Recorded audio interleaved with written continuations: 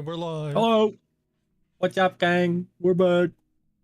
After, has it been like, what, a couple weeks? It's only been 1 week. We missed a game. Yeah, we missed last week. We played the week before.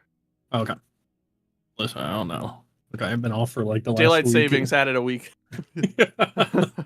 Yes, sorry. Well, it's been a week. Welcome back. Fuck, I reorganized my desk. Damn. Where's my stuff? Where's your notes, Kilo? Because you're about to do them. Where's your notes? All right.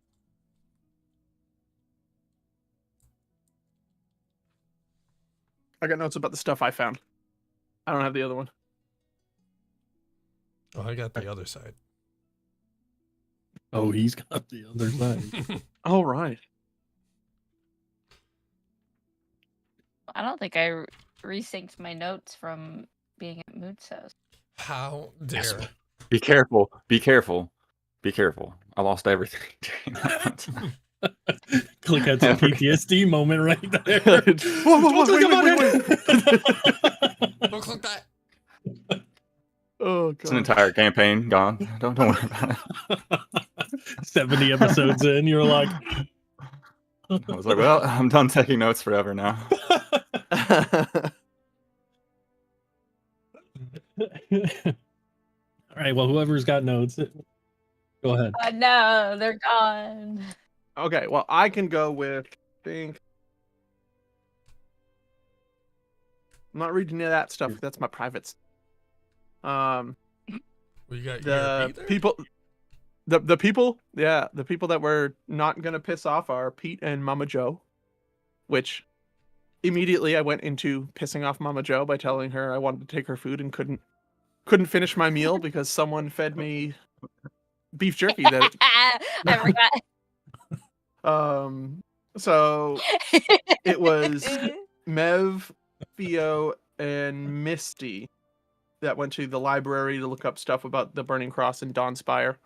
Something about from Shadow we bring light, from Lost we bring closure, I think was Burning Compass. Yep. Click looked for stuff. I have literally click stuff on here. We learned about the regional culture, how the Peng Peng had a census, and Dawnspire's census was consistent. It never changed over the years. Peng Peng itself is the capital of the regional towns. And again, it has the decades of the exact same population. But I guess, no, we did go over in the actual, like, it wasn't a sidebar. It was, you were telling me about the stuff I found, right? About, like, the Feywilds. Yes, Indeed. people Yeah. do know about that. Okay. Theo learned about the Blight, how it destroyed the Feywilds, and how the realms are more stacked on top of each other than just different points and places. So the Blight, Theo believes, is basically just breaching through the layers of existence.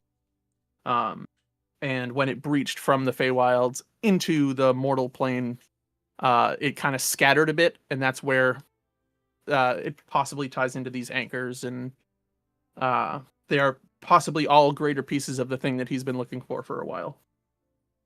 And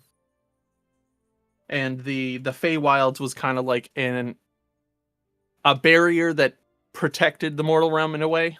So that's what I have. If anybody, if Hex, you want to take over? Yeah, I'll take over. It was I remember. Nimsy, Rin, and My pen died. yeah, Mom Forge went to go to the church area. Because Rin reminded Nimsy, hey, you gotta do the thing. Which was kind of go paint some stuff in the Church of Gold. Rin saw the Church of Kint and was like, yeah, I'm gonna go this way. Actually did a U-turn and just kind of sneakily follow them to see if Nimsy would go through. Yeah, it was like the spirit of Umbra was hovering over me, telling me, "Don't you fucking touch the church." Nimsy didn't do it. So Rin just kind of went around in like a curved shape and just like, yeah, I'm gonna go back so they don't see that I wasn't actually there. And went to Church Kent, was inside. There was a drunk dwarf that was passed out in front of the statue, and Rin kind of just like, yo buddy, you good? And Mumforge just made a screeching noise, which had the guy wake up and full Nelson him, or choking him. And yeah, he was drunk and all that. Rin decided to fix the statue. Drunk guy passed out in the corner of the church somewhere. Guards came by, wondering what we're doing, and Rin told them there's a drunk guy back there. And the guards dealt with him. They woke him up again, and they had to deal with it. And decided to go back to the Stoneward quarters to meet up with everyone else. Except we didn't meet up. Rin went to his room. Nimona went to their room, and Momforge decided to go to the fighting area, I believe. And We had a good figure out, character like- building night, all of us. yeah. Rin's trying to figure out how to explain who he is to the group, and then something happened, I don't know yet.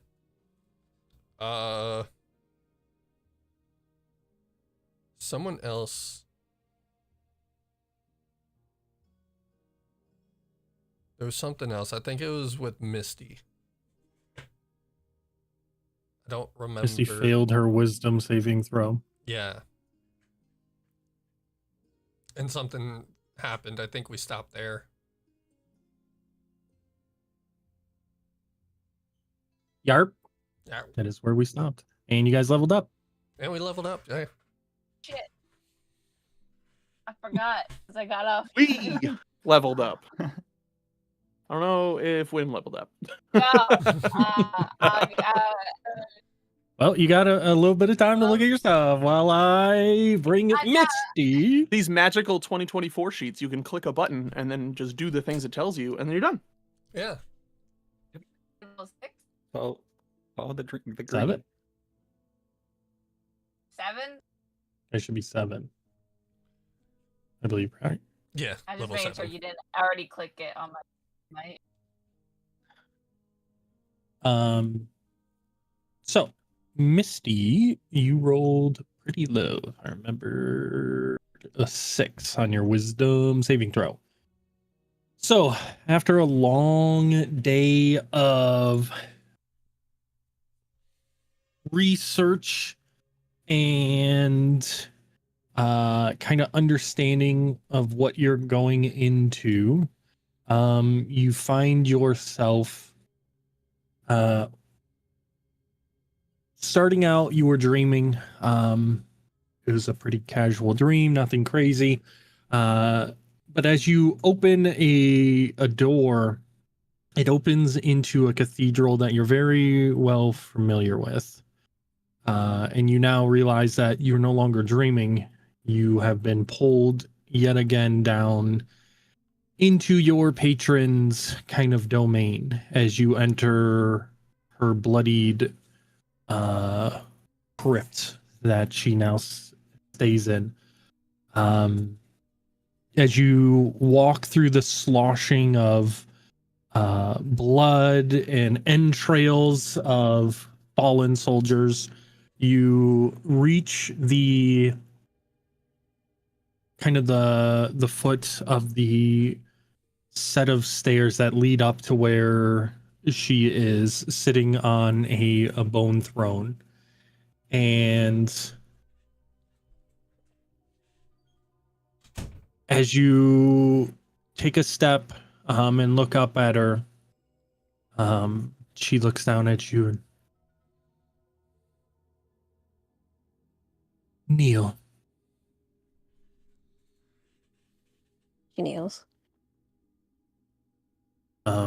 She gets up from the chair, the throne, and walks down. And you can hear the clanging of her metal as she is now standing next to you. Walk with me. Right, she's gonna silently walk with. As she walks back towards the entrance, you guys open the doors, and again you see the battlefield.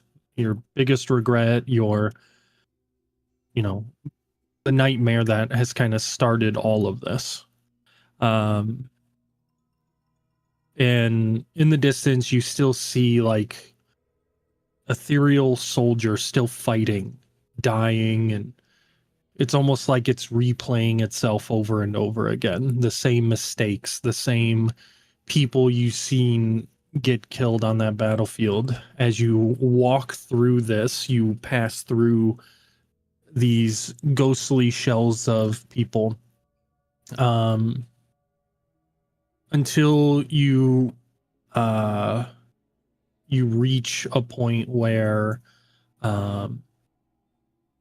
you kind of descend down this cave-like system, and again you start reliving a few things, and you are now back at the base of the last anchor, and sitting at the bottom of the stairs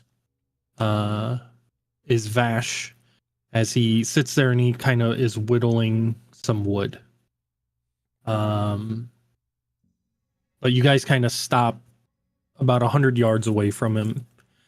And your patron looks to you and goes,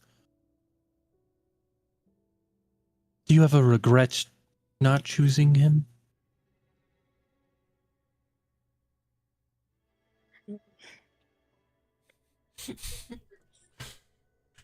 What did you say? Sorry. You keep cutting out for me, Nish. I'm not Yeah, I saying don't- anything. Oh. Trying to just picking up noise. Uh,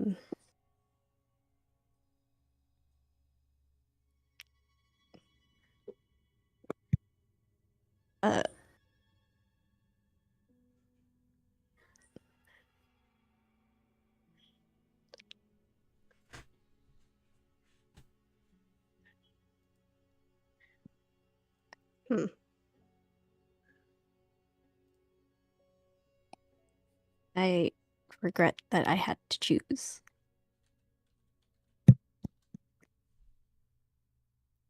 So now you're making this my fault.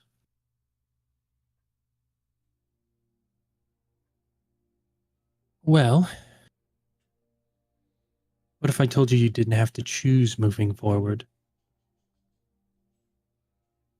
You're gonna make some decisions for me that I'm not gonna like. Is that what you're trying to say?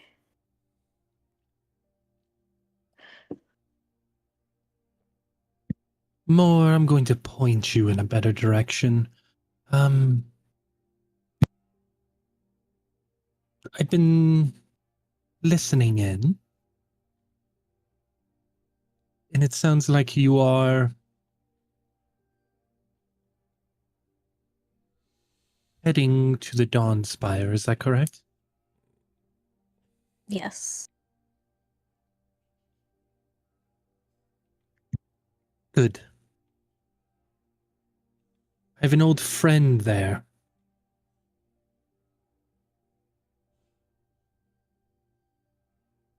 You're going to kill him for me.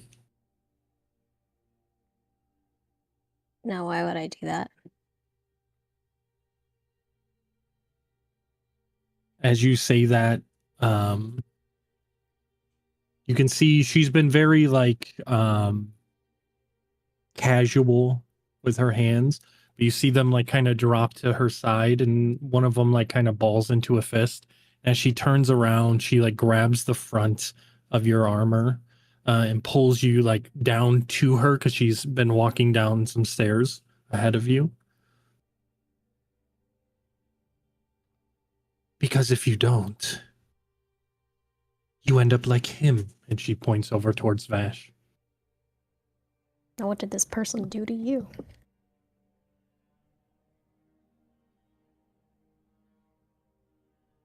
She kind of like pushes you back away from her.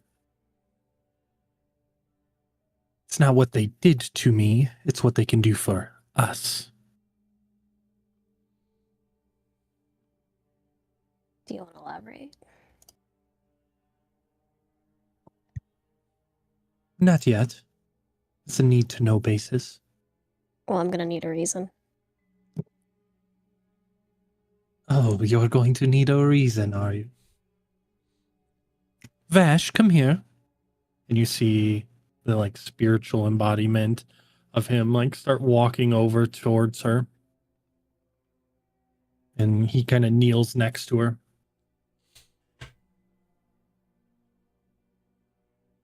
Vash here still has his soul.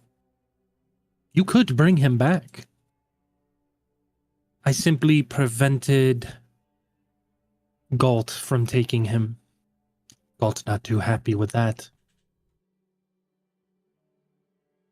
However,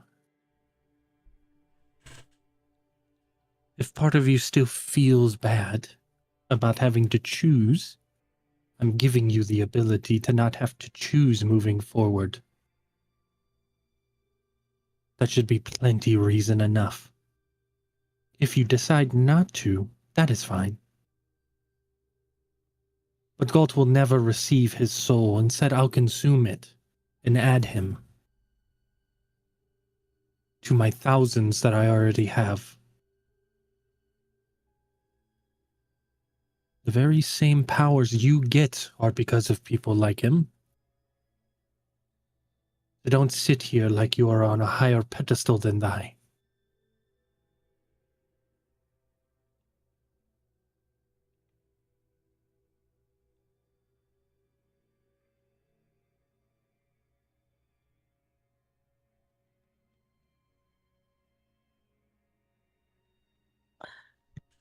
So, life for a life.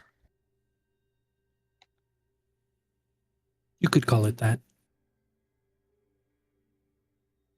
This friend of mine is not anybody someone will miss.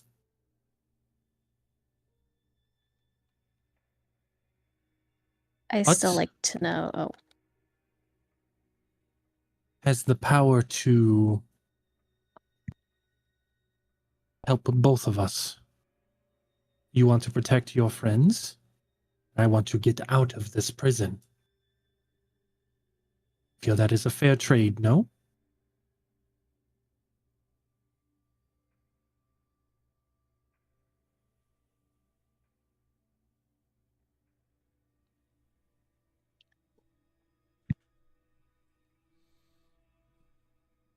I don't know.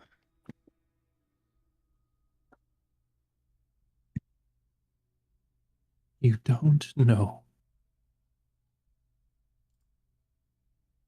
Do you need a reminder? And she like grabs you and snaps her fingers, and you guys are back out on the battlefield. I'd like to at least know who this person is and why I'm taking their life and why you consider them a friend when I'm taking their life. Oh, sweetheart. Friend was a very loose term. It was, a joke. Sarcasm. I do not view them as a friend.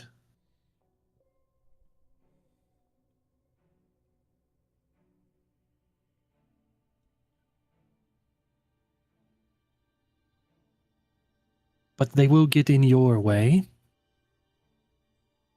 They will be a danger to your friends.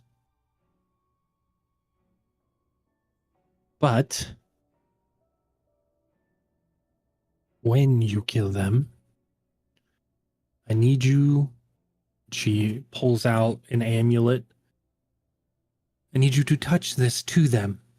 This will remove the soul from their body and send it here.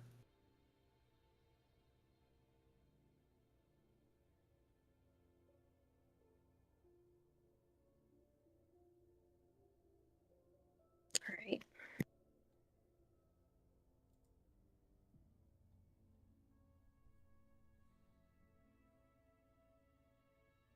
And while I do appreciate the questioning,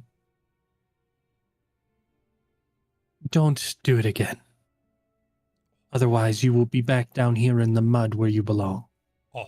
And she snaps her fingers, and you kind of jostle awake in your bed, sweating a little bit.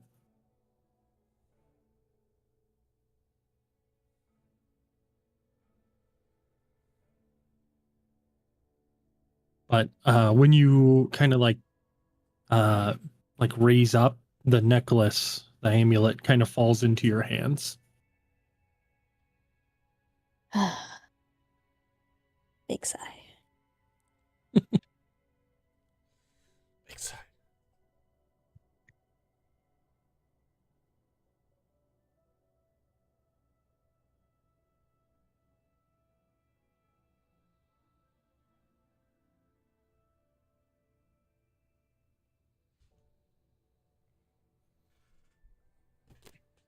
So everybody else sleeps pretty nicely through the night.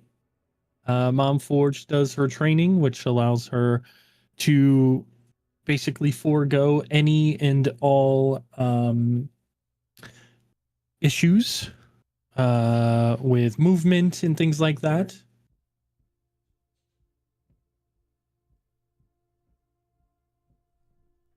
I work on the plans for the wagon.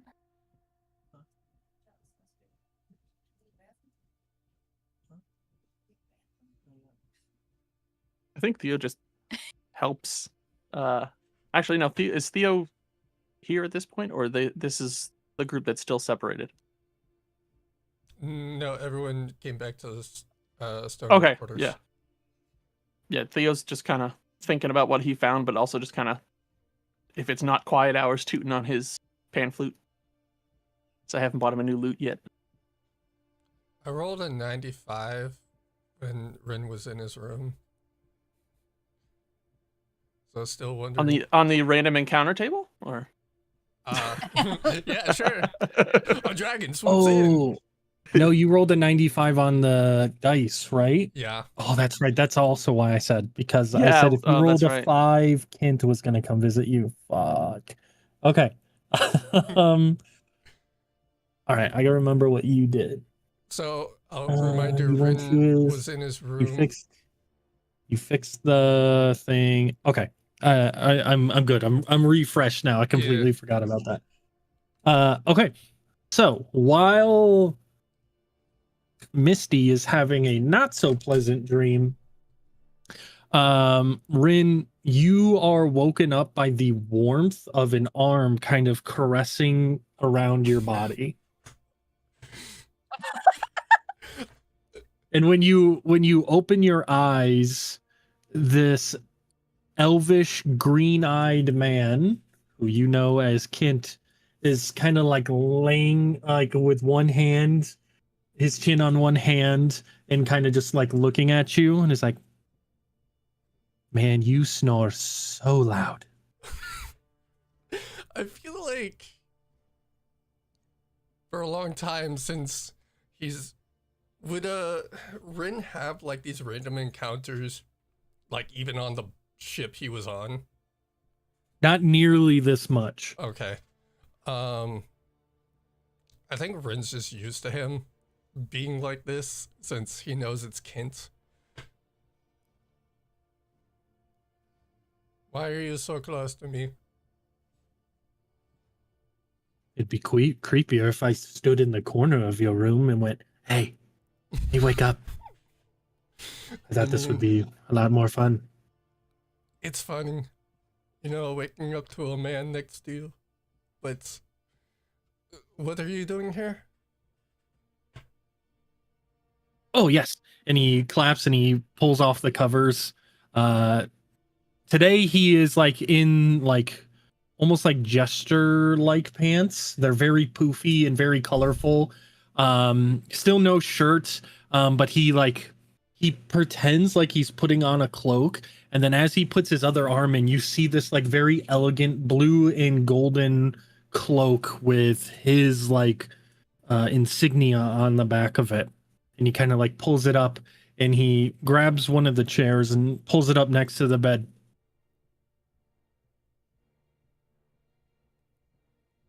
I saw that you fixed one of my statues.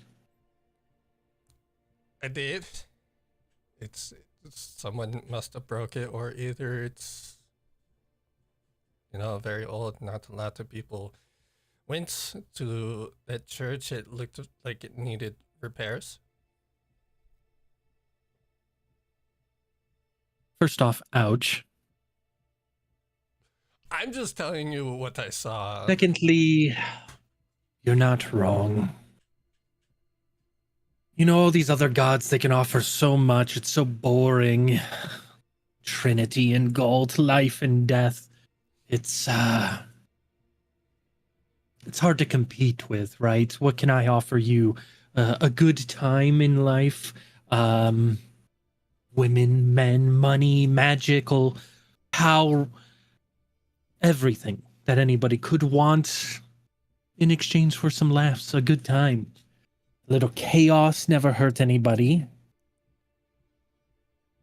That's where I However, see people are dumb. I would agree, they are dumb. However, we are losing followers pretty significantly. We don't really have a good retirement plan like the other ones do. So I want you to do something for me. You are one of my best. And I know you have a secret that you live with, and it is a tough one. However, I think you're perfect for the job.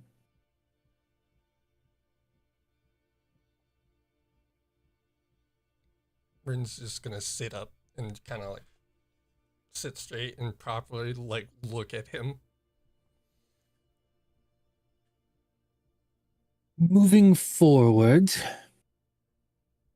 I need you to think in the months to come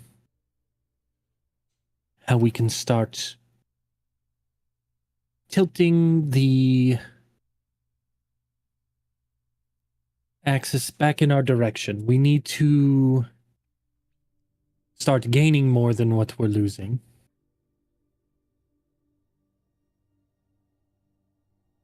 In order to do that, we need to have a good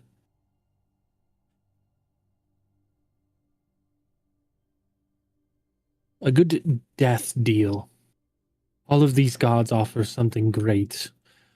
Perfect afterlives, rebirth,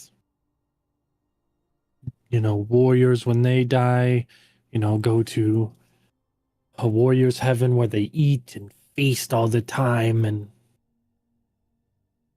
I don't really have anything because I think, well, I don't die, so I didn't really think that far ahead. And when I took over, I guess I didn't read the paperwork.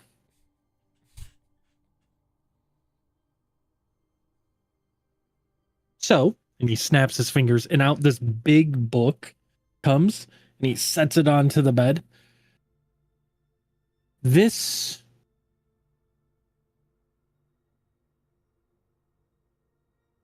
is the full gospel. But this portion, and he goes about this at the bottom, this is all empty. That's where the afterlife section should be, but I kind of just avoided doing that because it's boring. I thought it'd be funnier to send everybody to Galton and have Galton deal with them all, but I guess it doesn't really work that way.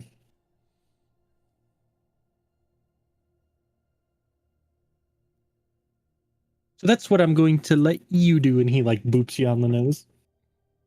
Are you just putting your paperwork onto me? Absolutely. And he claps his hands and it like shrinks the book down a little bit. So it's like a lot more manageable. Yeah.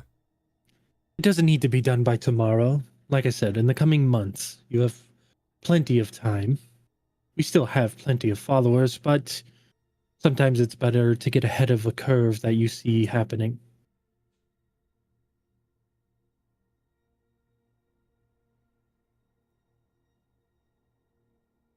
I could try and think of something. Good. I'll check back in a couple months. I have some business to attend to, so you probably won't hear from me for a little bit. You're just gonna have a good time, aren't you? Don't I always? It never gets old.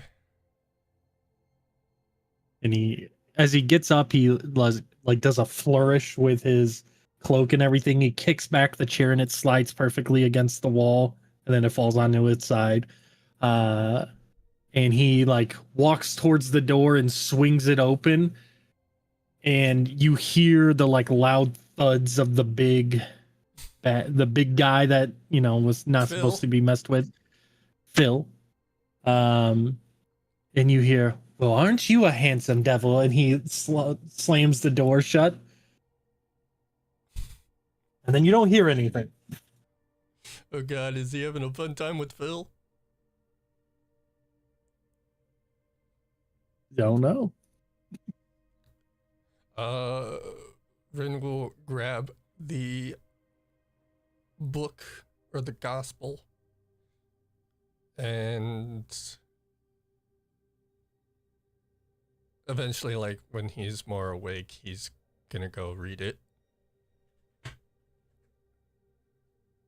Mhm.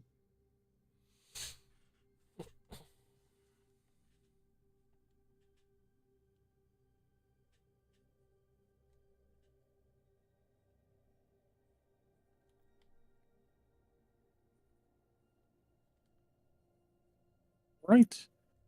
Now we'll say you guys are pretty good.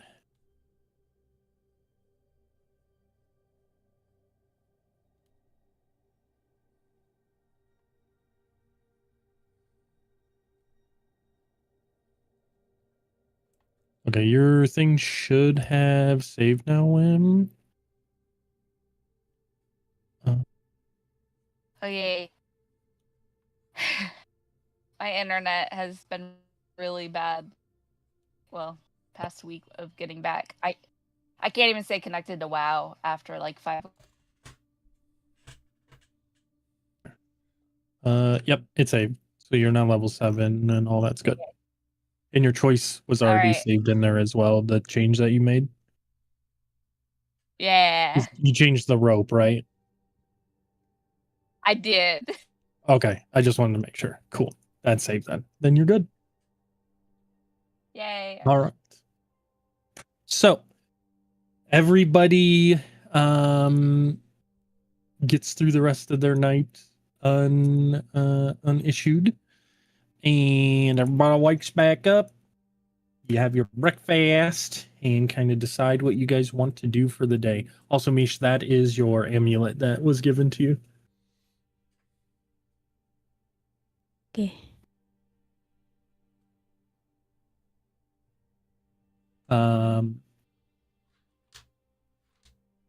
So yeah, you all sit down for breakfast, and get your normal stuff.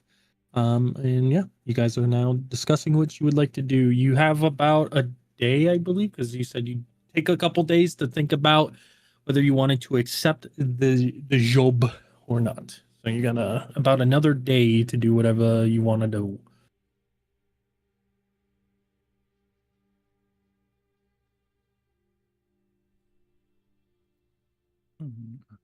I'd like to go to their forges.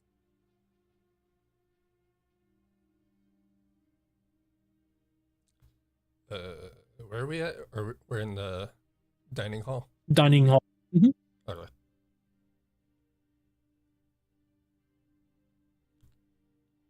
You're all eating together.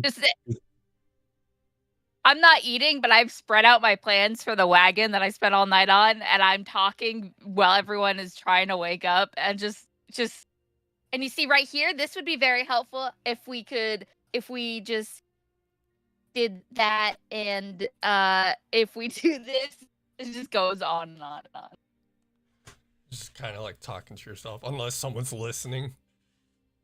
No, Theo would actually be listening and looking at the thing taking up half the fucking table. He's like pointing his bread at it, like, where'd that thing go? What's that thing go And over to right which you there? get He's like like a 5-10 minute flicking crumbs explanation. at it from the piece of bread in his hand.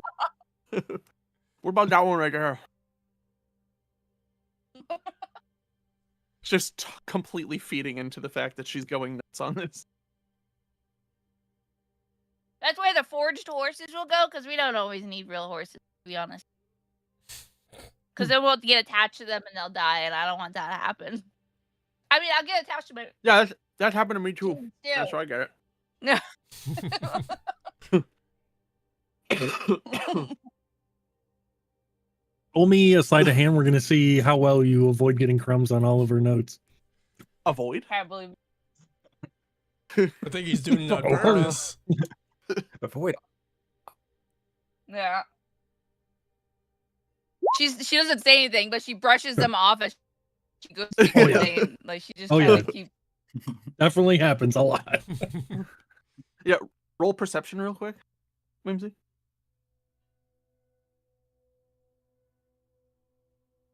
If it loves, yes. Yeah, absolutely. Someone might have to roll it for me, GM. I can't even get a character sheet now.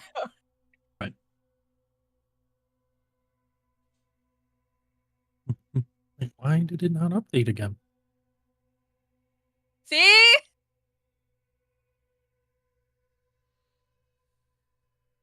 Broke.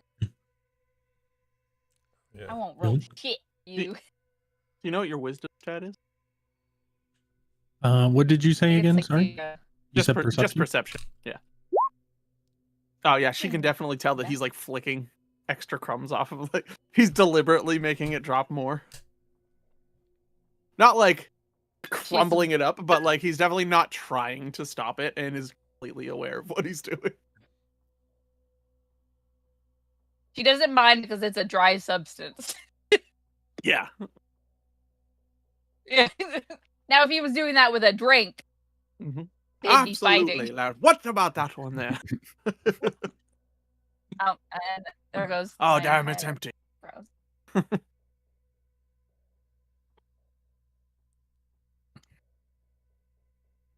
Okay, so Nimona wants to go to the forges. What's everybody else doing? That's a good question. There's so much Did stuff you to guys do. find anything? Did you guys find anything separate from, so I'll call this the library crew, that might help? Because I don't think we didn't go over anything last time. I thought we did. Did we go over details after we got back together, or? Library crew did. Everybody else went back to their rooms. Oh By the yeah. way, So Monforged went to training. So you guys haven't Yeah. seen each other since the days ended. that's what I thought. So yeah. So like we shared details between each other, but I don't think where they had ventured off was ever brought up. It was more my take. So Theo will be like, "Did you guys find anything yesterday? Like, what'd you guys get up to?" Rin's kind of just like poking at his food and just looks. We saw a drunk Us? guy, get attacked or attack guards. Were Okay. we supposed to be doing something? I was just sightseeing. No, I was just wondering if you had found anything that might help with us. We had to make a decision for good old what's his name. I didn't even think about it. I'm gonna be honest. That's fair.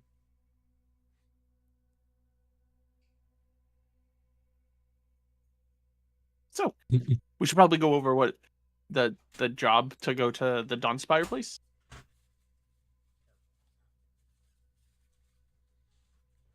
Yeah.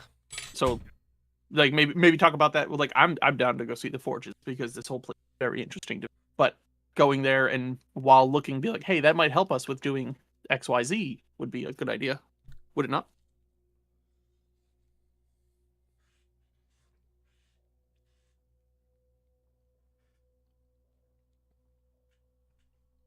And we have not updated them yet. Nope. Not I suppose on we what should you found. also update them on all the information we gathered yesterday as well.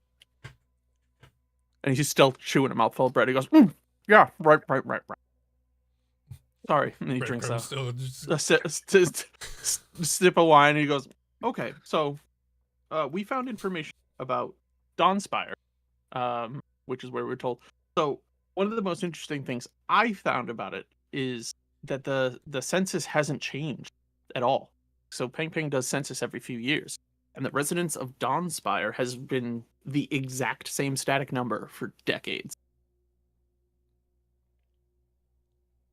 So it's weird. So if we see anyone that says I moved here from Dawnspire, we should probably interrogate. I mean, talk to them. Talk to them. Question: Do we know anything about the one group, Wintergrass? I think it was called. Was there anything about them? The Winter's Grasp, that one? Yeah. I don't know much. I didn't honestly. I completely forgot to even look into them. I don't know if they did. And he points at Missy and Mev. Well, I looked up about things about the burning compass, and the ideals of the creator and things of that nature. They're very pragmatic views, at least some that are in power. So maybe be careful around them, but read your contracts carefully.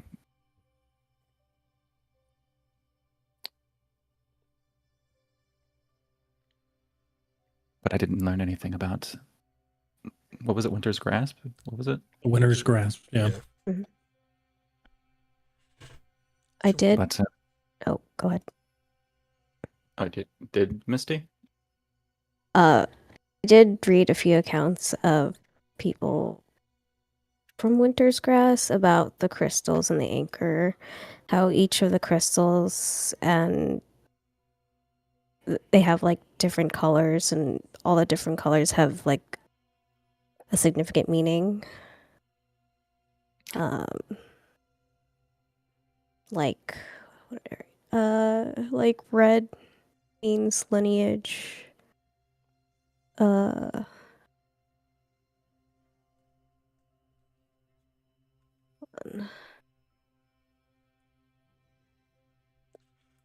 Yeah, it's mostly accounts from what they've written.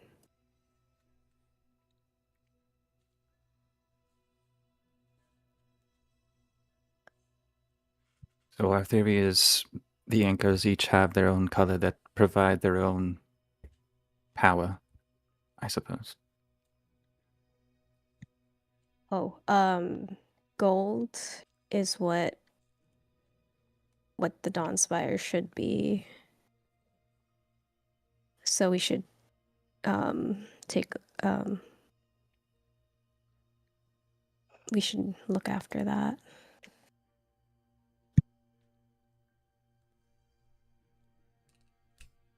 Remind me, the Winter's Grasp was the group before us that had previously survived an anchor encounter, essentially. They're the only group within 5 years that has actually encountered an anchor and lived to talk about it. You are the second group within 5 years.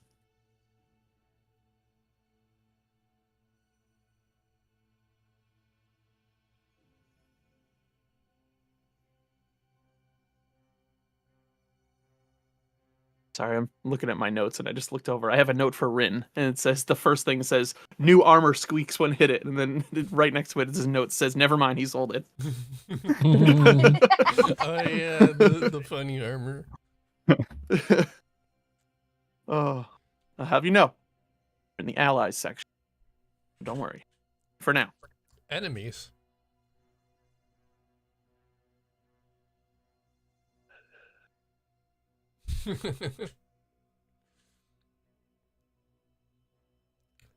uh,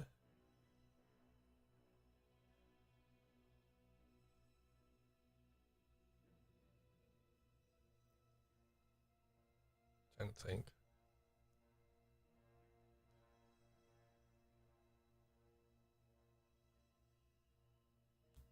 Yeah, I mean, you guys you have your notes and stuff over there. Yeah. So you go through everything and discuss everything that you've gone through. You show kind of the connecting points on why you believe what you believe, with the supporting evidence. And ultimately kind of what everybody can most likely come to the final conclusion of is there's probably a pretty good chance the Dawnspire is or near a anchor point.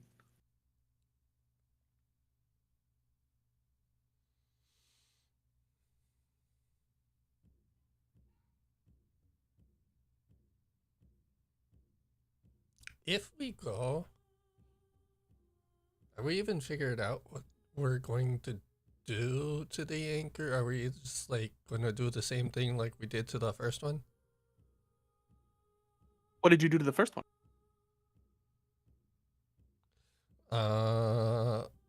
It's not what I did. Looks at Mom Forge. It's kind of what they did, you know, drilled a hole into it, let out some kind of weird thing, and then we fought the butler guy. So We were there to be curious and investigate. We can't get in trouble for that. Oh no, no one told me what. Like I know you had a friend who died, but I don't know what I wasn't told what you did to the physical thing. Like you want that. me to draw you a picture book about what we did? Sure. Careful, you I'm might throw not going to breadcrumbs stop on you. it. Is that what you want to do? Just want me to do more work. I was just wondering. Are we going to do the same thing that we did to the other one? I don't know. Because I don't know what we did to the other one. We lost 2 people during that. Right. I don't Definitely feel like debatable. we should I'm do still that here. again. That's what I'm trying to understand. I agree. That's probably not. Yeah, that's probably not the best. I'm actually still here. Actually, he's still here. Yeah, but is all of him here really? I mean, Bryn has a skull. Rin? He's right there. No. Yeah.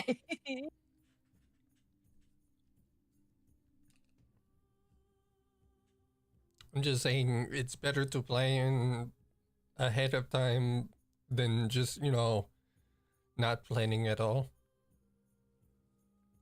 No, I would agree with that for sure. And when it comes to joining the Burning Compass and using their resources, what do you guys think? Should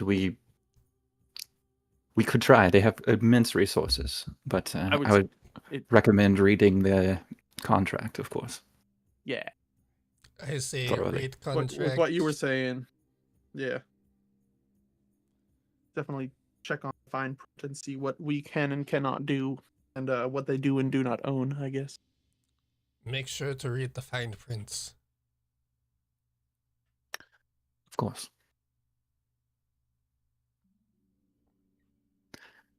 Because the ability to use these resources, and they also have 4 other main houses one here in Ping Ping, one in Mata, in Pillsbury, and Vanellas.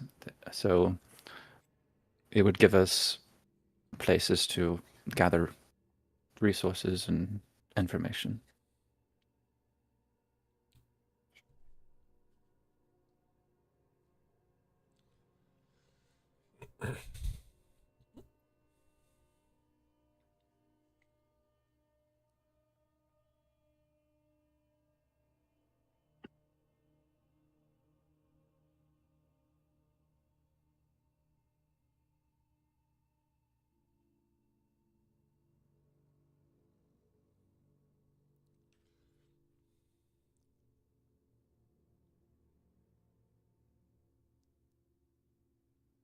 There was talks of going to the forge.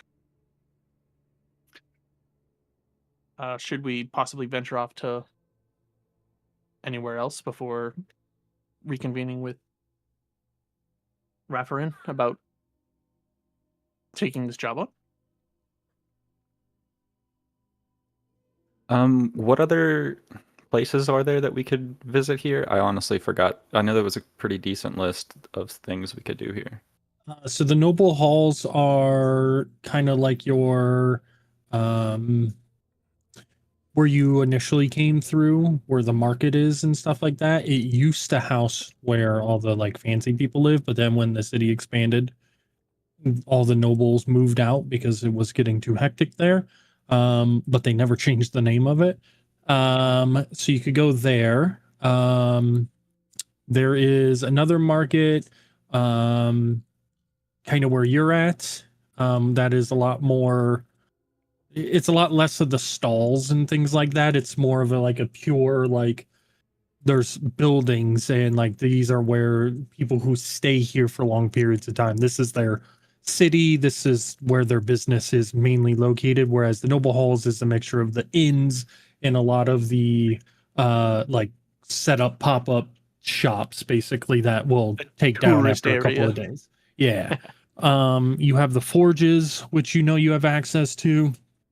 And then you haven't been to the lower levels yet. You've only gone to where you're at. Okay. But you do know there are forges on each level that at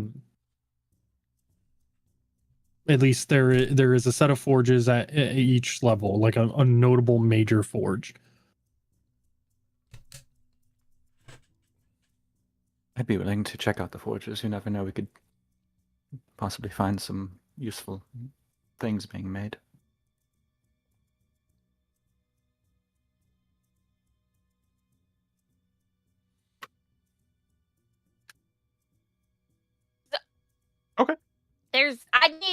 I don't need more supplies, but I want to know what we're going to the forges. I think we are. I think we are definitely going there at some point. I just want to make sure there's nothing else we need to cross off our list. Well, I might go actually to the library.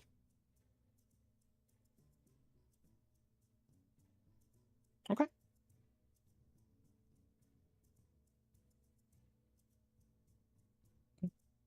So Rin's going to the library. Mhm. Everybody else is going to the forges.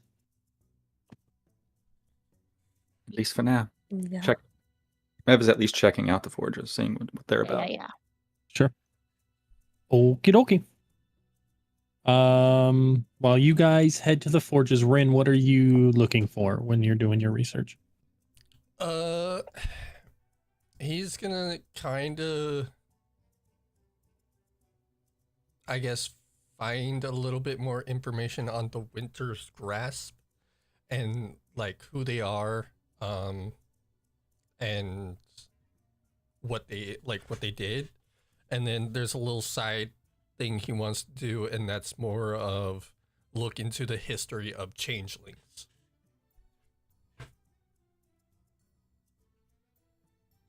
Okay.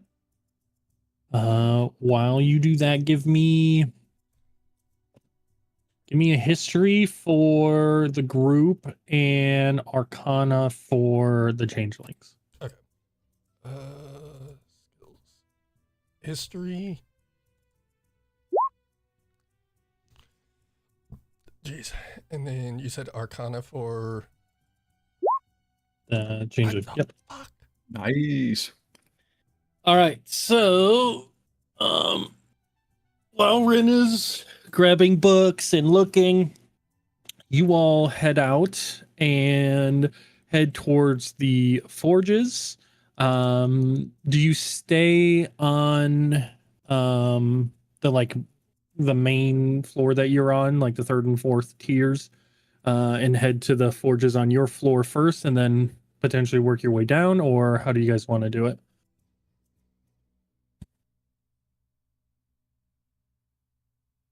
I think Work our checking out way the forge on this level and then working our way down makes the most sense to me. Yeah. Because based on the map here, there's one on the other side of the level we're on, right? Correct. Yeah. Okay. Who is leading? Me. Perfect. Give me a survival. We'll see if you remember how to get back to the forges with advantage, because forges have been on your top of your wanna go Z list. You like to do it for me? Okay. I can't load roll 20. I keep trying. Survival. With advantage. An 11. It takes you a little bit, but you do get there. Takes you about an hour and a half to get to the other side. As you kind of keep making wrong turns every now and then, you're like, you know what? We This there dead yet? end definitely is not where we need to go. I've seen this so you rock turn around. before. This rock is pissing me off. Robert. A couple times that you've tried to like make wrong turns, Mom Forge will like grab you around the scruff of your armor and like redirect you. Like, nope, we've literally turned down this way. You've already been lost. Make a left turn. No, I don't think that's Calculating. right. Recalculate. Recalculating. At the next four-way, make a left turn. But eventually you do make it to the forges. As you get there, you yourself smell the average like forge smells, the soot, the metals, all the things that they use in crafting anything from armors to weaponry to just simple things like nails. You hear the different bangs, and it's a fairly loud section of the city, just because when you get there, you see this very large lava fall of just lava cooling down, kind of like almost like a slower like waterfall as it descends down into the rock face. And when you actually get into the forges, you see in the ground there has been stonework that has been purposefully designed to allow the flow of this lava to flow to different sections, almost kind of like a thing you can almost follow. As you follow the paths to different kind of areas, you see these different forges being used. As one of the areas that you see, there are these two dwarven gentlemen that are opening and shutting this contraption that is allowing like a little globule of lava to kind of drop down.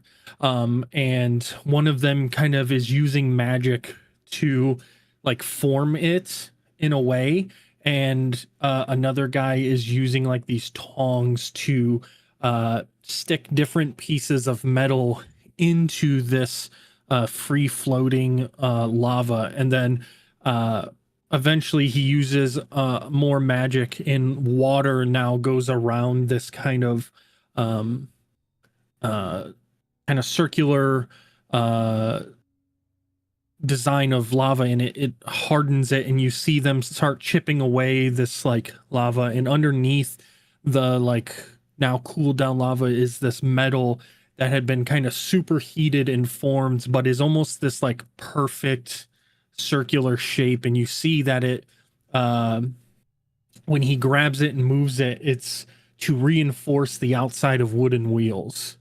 So they have like they're using this specific area as more of a practical like way of using the lava to perfectly craft and superheat these items. And you're jotting down notes in sketches as you are like watching them work. They have like a work area that's kind of like sectioned off, but you're able to get close enough that you're able to kind of see they're very much like working for the public, and not necessarily making a show of it, but they are like letting the public kind of come in and watch in a way.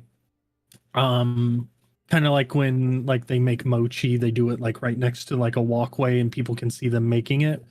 It's similar to that. So you go from basically stall to stall, and it'll be a couple hours, but you go ahead and give me, well, I'll roll for you, but we'll do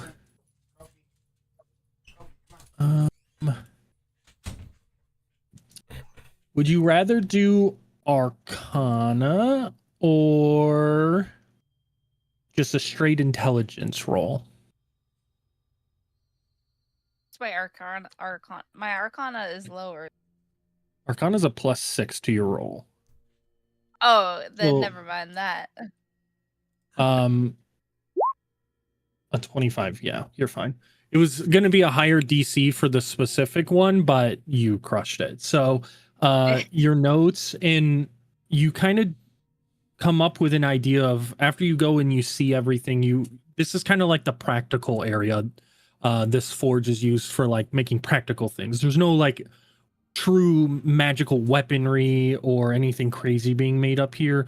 It's things like reinforcement of wagon wheels, metal slabs to reinforce the hull of ships, very practical things, nails, things like that. And you sketch everything out, you jot everything out, but as you're going through, you also come up with a way of, how can you do this? How can you do this while if you're not here, and you come across the materials that you can use it to maybe make additions to the wagon or help with the horses that you're trying to craft.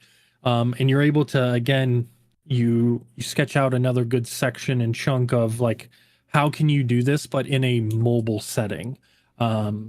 Working here at the forges, you could probably within a couple of years easily create a masterpiece with their forges and everything. But you also don't want to miss out on adventuring and seeing the world, because you want to be able to do what your mom can do, but you don't want to become your mom that has just stayed on an island and doesn't see the world. So you, for the next couple hours, easily go through everything with a fine-tooth comb. You ask questions to the gentleman. They're kind of excited that you kind of know what you're talking about for once. They don't get a lot of those. They get more of the, well, how did the lava come down and do that? That's kind of cool. Very much like... That is exactly what Theo is doing, by the way. It's like, how did you guys get the lava to do that? That's cool. So a lot of people that just like are not as like interested in actual like the ins and outs of how things are, more the like surface level interest, but your interest dives a lot deeper than surface level. So you have a couple conversations, and they give you pointers and tips, and they see your sketches and potentially give you like pointers on, oh, well, instead of that, why not do it this way, and things like that. So you also adjust some of your designs to complement things that they've talked about, because these guys have been forging for much longer than what you've even been alive. So yeah.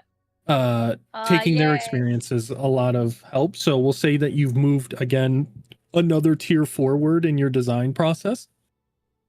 Nice. So yeah, after a few hours, you guys get through like this whole area. Nothing really You for guys stay sale. the entire time. I love it. It's like watching a kid at a science fair. Or sorry, an excited kid science fair. You made a potato cannon? How'd you do it? What'd you use? That's cool. How'd you get the potato to do that? Can we put the potato cannon on Mom Force? Mom Force just becomes Blastoids. Ultimate form. Yeah. potatoes meant. Wait till you put Mom Forged in a Pokeball device and you throw Mom Forged out at a dragon. Oh my god. You're Mom stop forged, biting. mom Go back forged. in your. Go back into your ball. Mom forged. Mom Forged. All right, so while you are taking pretty extensive notes and getting a lot of good information there, Kryn, you dig for a long time, even with the help of the librarian. You find the same books that the other group had found originally. So all the information you find on them isn't much. The only thing that you can find that would be different is just a notice that their guild was created called the Winter's Grasp, and that's about it. You do know that on the paperwork, it was. Hang on, let me go to the one-shot stuff real quick. The leader that created it, their name. Amy McName. Blank name to be determined. Everyone Is just it my calls him characters? TBD, apparently. It is going to be Orn, Orin, Orynn, Delthantis, Delthantis. That is the leader. The one that originally created it. Yeah. And that's all you find on them. Nothing, no like books or recounts of their time there. But we'll say you get distracted because you will find quite a bit of books on the Fey Wilds and specifically on changelings. Some of the books are not nice. They talk about how changelings are these evil creatures that steal faces from people, and in order to transform, they actually physically kill the individual and then consume their bodies. It is said that they were created out of spite, that there was someone who was jealous of another person's looks, and in doing so, they wanted to become them, so they killed them and sacrificed them to a god, and this was the creation of the first changeling. These are very much like, you're very well aware you aren't created from like a sacrificial lamb. You know that you can transform pretty easily, not needing to consume the flesh of the person that you want to transform into.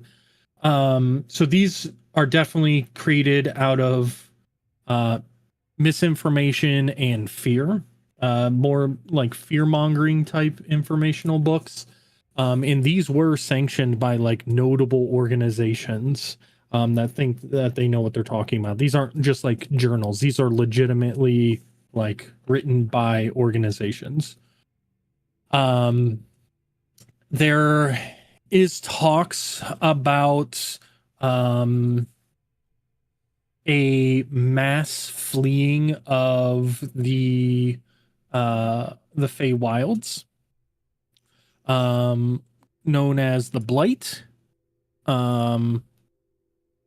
It's the same information that Theo found out, but as you pierce through and you're looking specifically for information on your kin, you do know that they were a subspecies of Fey, and that they were originally created by the original Fey god to basically allow for subterfuge. And it wasn't subterfuge in their own Fey houses. You were the first Fey to come to the mortal plane, the world that you currently live in. you were created to be able to blend in and gather information on humans, on elves and orcs.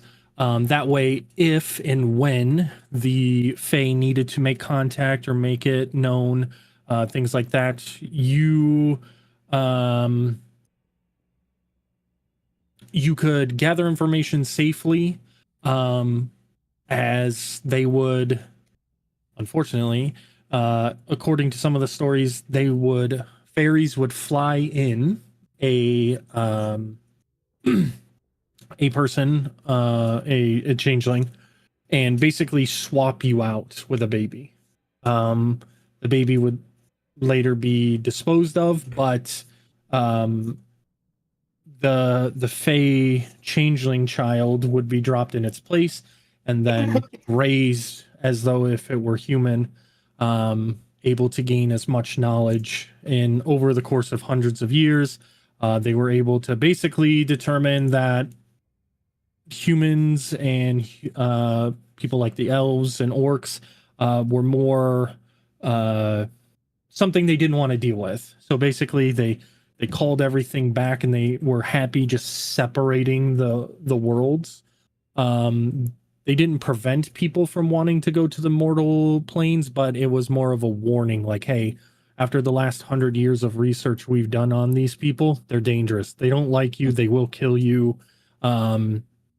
So go at your own risk, basically. So for the most part, the only Fey kind that really went out were the changelings, because you could blend in safely for the most part.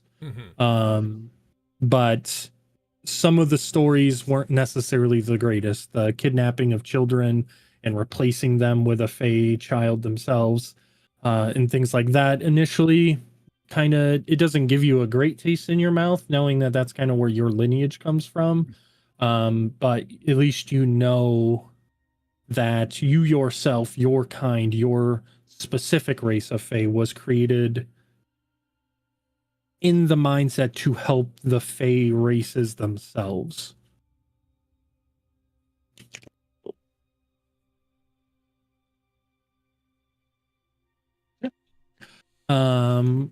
Now, our forge people, do you guys want to try and go deeper to see the other forges? Indeed. Yeah, absolutely. Cool. You did pass through the main market, so you guys did see on your way, with some of your passive perceptions, you did see places where you could easily get armor, weaponry, and supplies for if you do accept the jobs.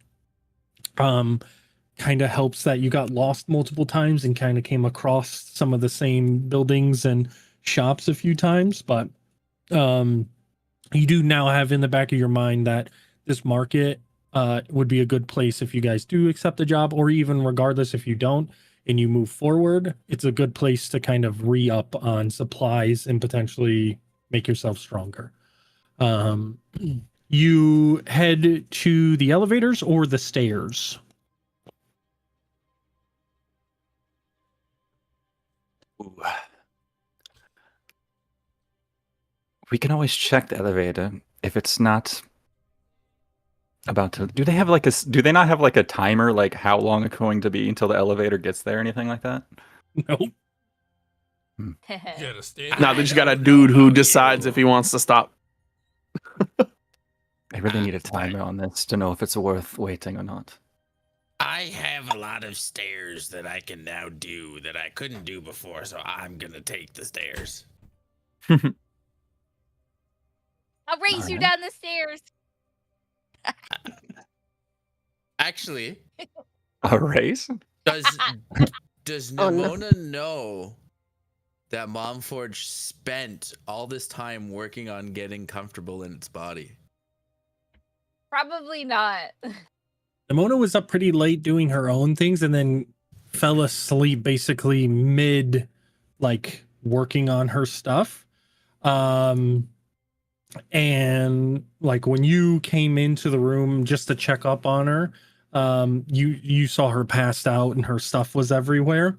So she didn't even know where you were by the time she passed out. So yeah, she has no idea you trained or anything. So unless you actively told her, she had no idea. Okay, let's race. Oh, sure, okay. Yeah. We will do a race. And now I just want you guys to know this is a lot of set of stairs. Like it goes like it's 1,000+ stairs to get down to the next level. So we're gonna see. If only I didn't get physically exhausted. So this is really a check to see how long Nimona can last. We'll say a natural 20 up, you last all 1,000 stairs. And the lesser of your roll will be, the lesser amount of stairs. So we'll say for every 2 on the die of 20, you do would be like 200 stairs. I got a question. So what's a natural one? Yeah.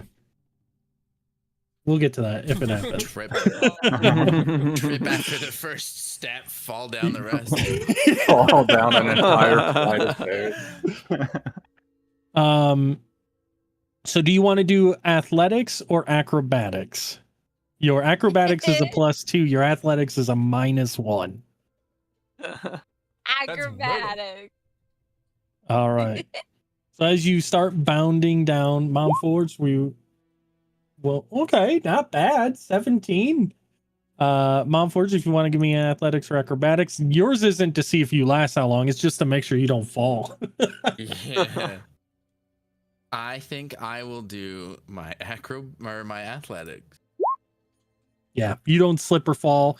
Nimona keeps up with you for quite a long time until you get down to like the last like few hundred, and then you get that side cramp. You're like, oh, this hurts. Oh, this fucking hurts. And Mom Forge is just like, bram, bram, bram, bram, bram, bram, bram. And you see like around the corner, eventually Mom Forge disappears. And you're like, As they take off. Did you do that? I didn't make her better. Not yet.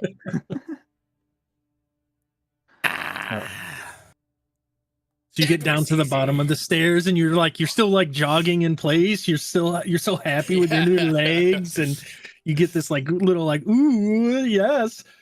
You see Nimona like grabbing the side of the wall, just like not limping, but like limping down the side, just like, oh, my side hurts. Oh, I didn't drink enough water. Emily didn't drink enough water. And she finally gets to the bottom, and then the rest of the group slowly is just like, Theo's already there because he took the elevator. Yeah, he took the elevator. Because we just like looked at each other like, elevator. Right? Like they took off, and Nev and Theo were just like, let's go this way. Yeah, no, fuck it. For comedy's sake, yes, the elevator was there. You guys, if the elevator wasn't an option, I would have cast Feather Falling on it. Jumped. But yes, you guys do get down, and you get down right as like you're coming off the elevator. As you see, like about 100 to 200. Momforge just very much stands out in right? the lead. So you see Momforge reach the bottom and is like turns around and is just like running in place, and everybody's like, "What the fuck is that thing? Like what the fuck?" Meanwhile, Because Momforge was also like, Momforge was also like dodging people as well, just like bram, bram, bram, bram, bram, bram. On your The left. legs extend to go over people. On your left. Remind me to never do that again. What? And that's when I'll tell Nimona. I was like, "What do you think? I spent all night the other day, it's like a physical attuning to your Oh, yeah. What do you think?" that's great. I was wondering why it was so quiet in the room all night. I'm so proud. I hate to be pedantic, but like, I don't make any sound when I'm on standby. But I'm glad you may noticed not I was hear gone. it, but it. It's that light magical hum. Yeah. Like, in a pure dead no noise room, definitely you hear that like little actually just so much noise that she could feel just from her staring at her. The noise of a mom stare. The pressure. You could just feel the pressure in the back of your head, like she's staring at me. Like, what do you want, mom? But yeah, you guys see, and Nimona is like hands on knees, just like.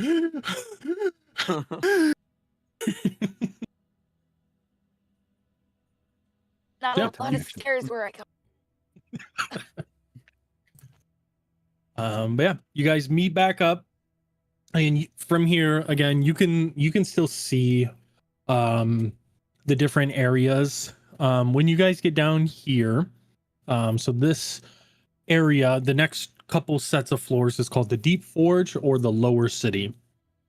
There's less shops and things like that. This is more like notable, in one section you can see is very militaristic. There's barracks, you see soldiers training, horses and other things like that.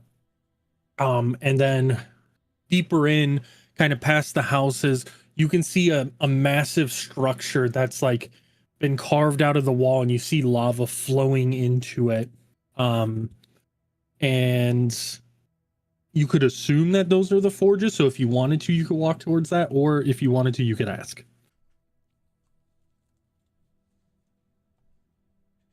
Walk. Okay. Give me a survival. We'll see if you make the right turns. We get to see more that way. It's fine.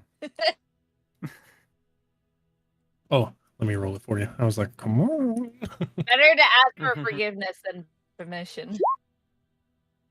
19. Okay, you're good. Yeah, you are able to make the correct turns and everything. You make it over to this set of forges, the primeval forges. These ones are pretty old, and they extend pretty far down. You see weaponry, horse armor for soldiers is being created here.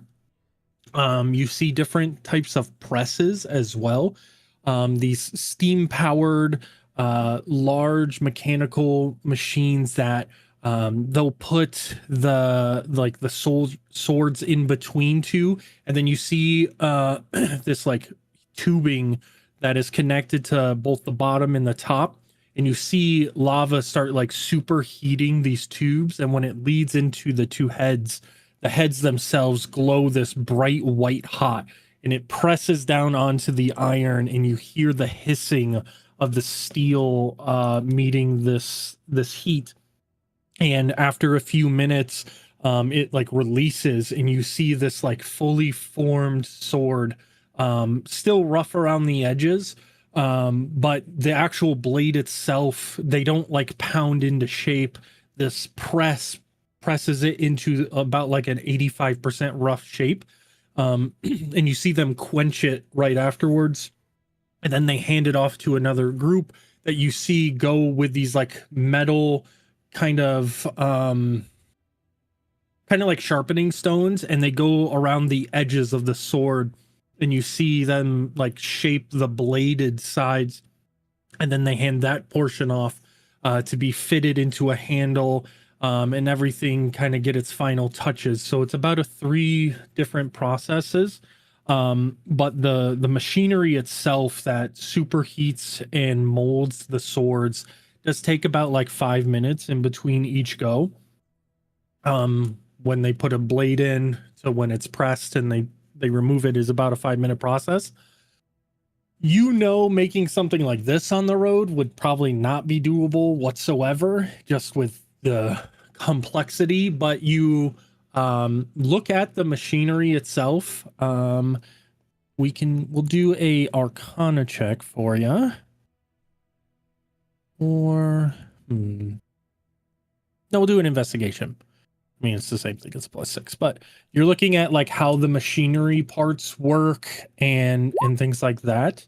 So a 16, still pretty good. You recognize how it all works but you're not really looking to make the press. You're trying to figure out how can they get the lava and the energy to flow into these things that superheat that actually create the process. And you jot down some notes and ask questions, and they don't give you everything because this is clearly their major forge. This is the thing that is making the weaponry for their military, the armor for their military. Like, this is their babies. So they don't even let you get really close. So you're really more looking at it from a distance. And eventually, some of the military guards, these guys are dressed a little bit differently. Their colors are different. And their armor and stuff is a much different design from the guards. They go, all right, you've seen enough, move along. And you know very much so that this is not as much of an outsider friendly area. The fact that you were here even for the few minutes that you were was probably a lot longer than what they wanted to. But I'm gonna also have you roll were you trying to hide that you were taking notes, or were you just like open and sketching? Open and sketching. I'm just just a little girl. Just a girl. Your party's pretty sizable. There's 5 of you here. And one of the guards, when he comes over to tell you to shove off, is like, what are you drawing? Well, I'm working on my wagon plans, but I'm also just kind of talking to people Let me see that. And he and learning, because I also grabs the book and he's trying to pull it out of your hand. She does not let it go. No. Okay. Momforge's face screen goes red. Oh no. Uh-oh. All right, let me look at what I. Can I say that? Nothing. Can you say what? I was making a joke. Athletics or acrobatics, Nimona, to hold the book. Acrobatics. Okay. I don't have strength, but I will twist and turn like a little kid hanging 16. on. 5. So you no, and you twist it out of his hand, and you see he wasn't trying at first, but now he's pissed. All right. What are you now? I need to see it. No. This is a restricted area. Well, I didn't know that. I was told we had free access by the person. Yeah, by the person. Very nice. Let me see what you're drawing. The burning. Yeah.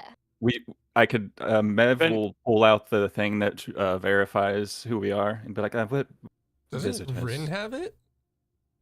I thought we all got one. No, I thought No, we it was only only got a one. singular one. And Oh Rin my has it. God. Okay, so Never mind.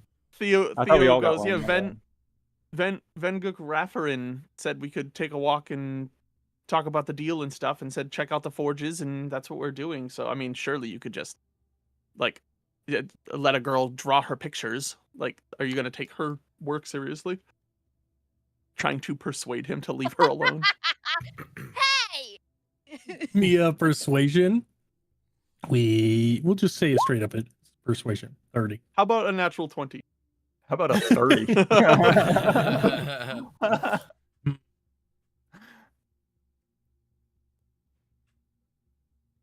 Stay right here. I need to. Persuasion is wild. I need to. I do one thing well. I need to confirm something. So don't let boys come here. And he calls over a couple other guards. These are not like your normal city guards. These are military police type guards. Like, these are no shit guys. You can see like battle scars, and like these guys have seen shit and do not give a fuck. So he calls over a couple other guys in her back, and he pulls out like a little notebook, and takes a little bit of graphite and writes down the Inquisitor's name. What was your group's name? The Ruin Rovers. The Ruin Rovers.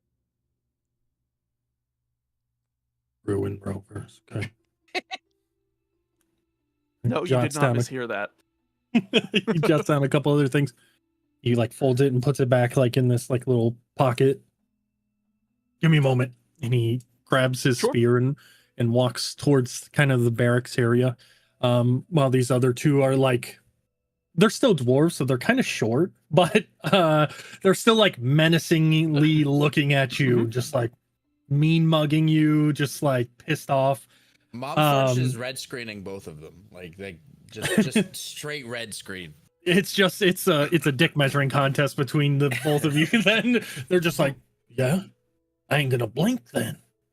You see them not try to blink. So some time definitely goes by. Like you guys are here for a solid like 10 minutes. I'm gonna roll a constitution saving throw on this guy. Yeah, he doesn't blink for like the entire like 15 minutes that this guy's gone for. But you do see like tear is like rolling down his face, but he is not fucking budging. And then I wave my hand, and the weirdest prestidigitation puff of wind comes like breezing. He starts twitching and he's just like This guy's good. He's good. the other guy is just like, what the fuck are you doing? After 15 minutes though, the other guy comes back out. All right, we're good. The other guy, he just turns around and is just like, oh. And they fuck off. But he comes back and he goes, my apologies. You have to understand that anybody can say whoever they are without proof. He did say he gave you a insignia. Did you have that with you, or? Of course, we have one of those, and the one person who did not want to come with us today has it in his pocket. Oh, he's in the library. So, I understand Future where it might have reference. taken you some time to cross. Yeah. Future It reference, if was you an have that oversight. with you, won't be as big of an issue. Also, if you want to see how this all works, you can make a request and we can actually get you on inside the forge. We just have to have notice.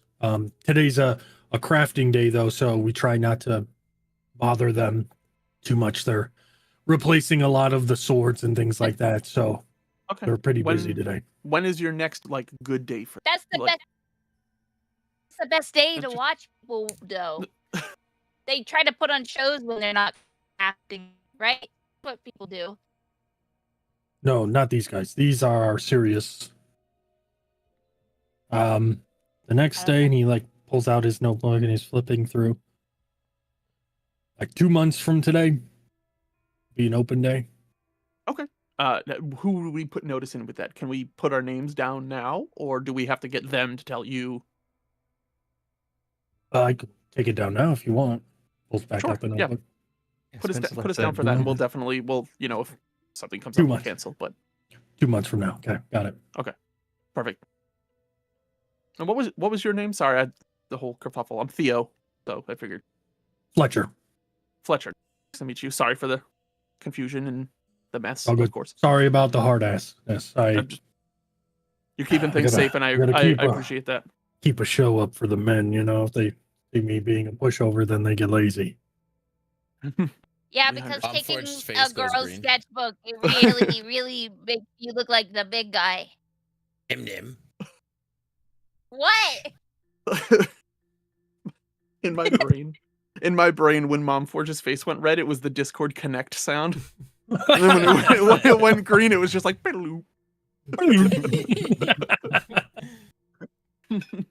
click at PTSD. You're like, oh, not again, dude. Another guard fight, dude. I was like, oh fuck. That would have been funny. You are I had lucky. self-life I when nat woke up 20 this that morning. roll, I guess, instead of nat 1.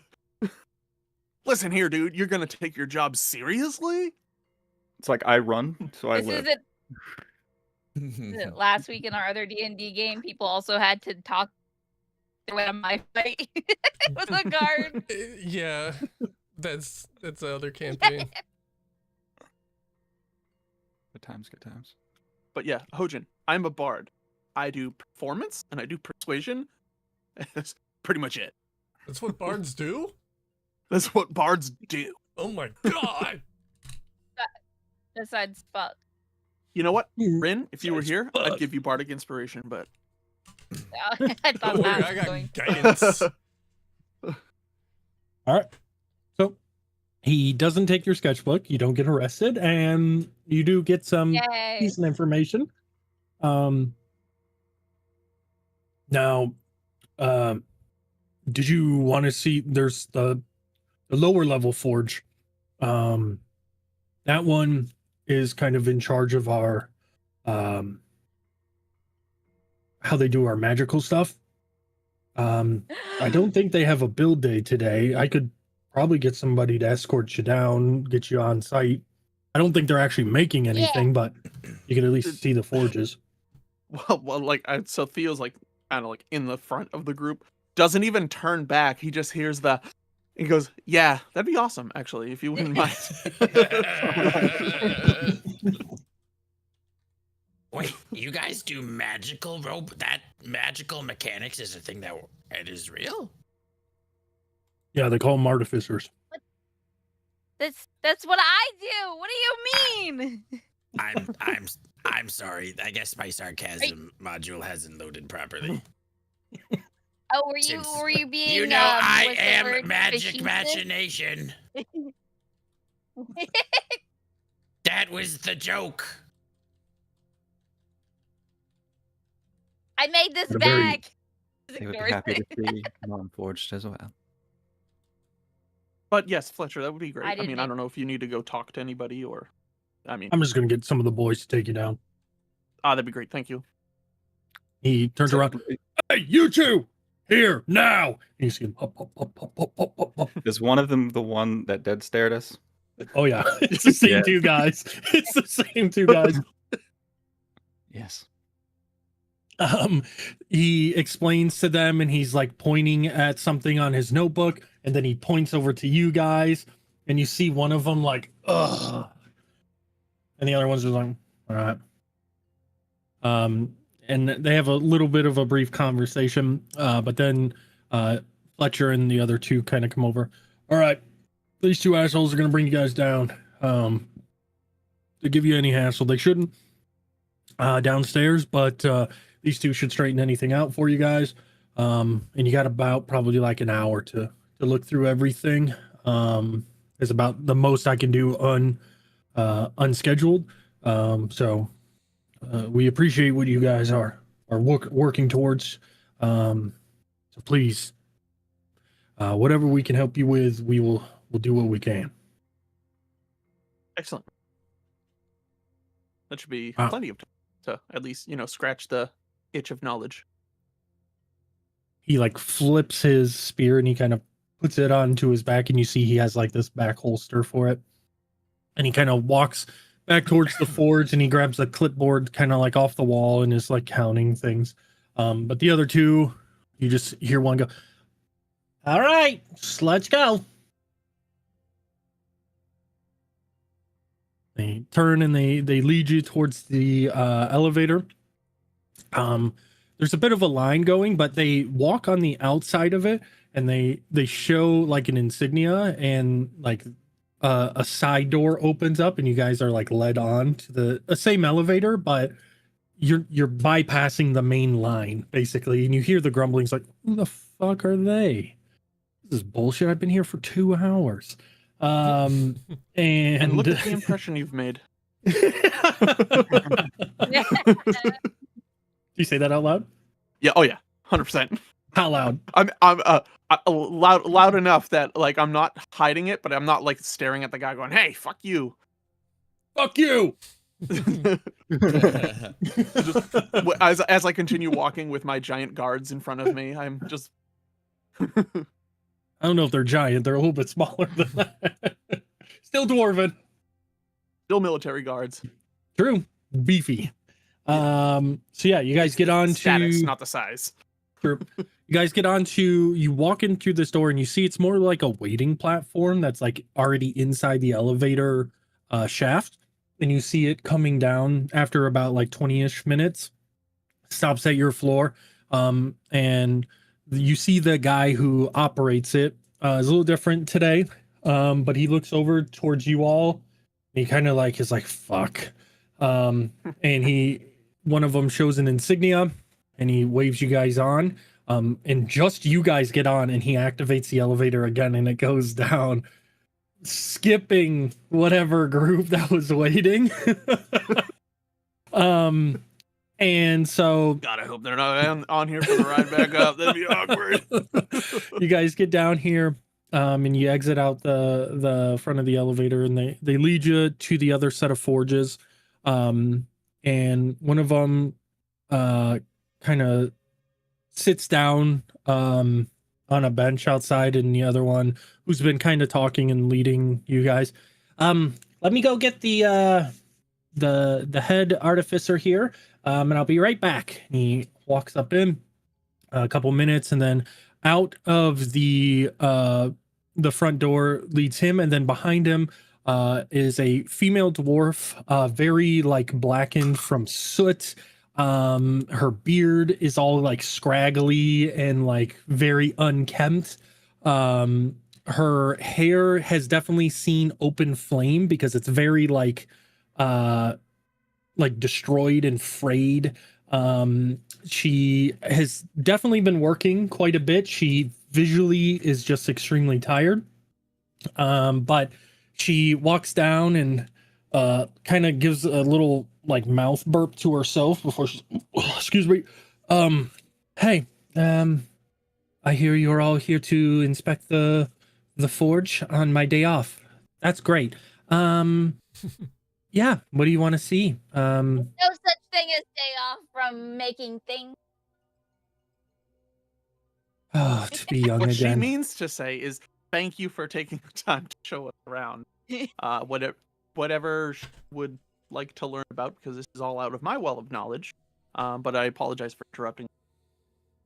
I'm sure they are quite abundant here, speaking sarcastically. She is about to say something and then pulls out like this like little cue card. I just want to thank you for what you are doing for the city, and I am at your disposal for the next hour of any questions or concerns that you may have. And she like tucks it back into her pocket. Shall we? And she like points basically the way. She leads you into this main forge. It's a lot smaller than the other ones. But when you get in, you see different ingots and other scrap metal and kind of things that are on these like wooden dummies to hold up like armors. You see there's one where they could probably slot in like a pommel of like a weapon. That way they could actually work on it and it'd be upright. And you see, at least on the armor stand, there is armor already actively on there. And you see it's a very ornate piece in general. And on the back of it, there are these like stone-like eagle wings that kind of extend out, but the feathers are actually made out of stone. Not like a metal or anything. And like logically, that wouldn't make any sense as like an artificer. Stone being like that awkwardly, even for like an ornate piece like this, would not be a comfortable thing. That raises kind of a question in your mind about that. You see different ingots and materials that you've never really seen before, of differing colors, shine, and the smells that you're smelling down here are like new to you, as like some of this material you've never worked with. As you kind of go crazy like a kid in a candy store, you're like, ooh, what is this? What is this? This dwarven lady kind of follows you, and like as you like go to reach and try to grab things, she just like lightly taps your hand and is like, please don't touch. You may look and ask questions, but don't touch anything without permission. Some of this stuff is very volatile. And I don't want to see you Can I hurt. draw? By all means. Would you like to see my sketchbook? Yes. She like opens a drawer and there's like tens and tens of like sketchbooks, and she's like looking underneath one. Where is it? Oh, yeah. Before you guys do this, I want you, Nim. We only have an hour. Yes, we were told you only have an hour of your time.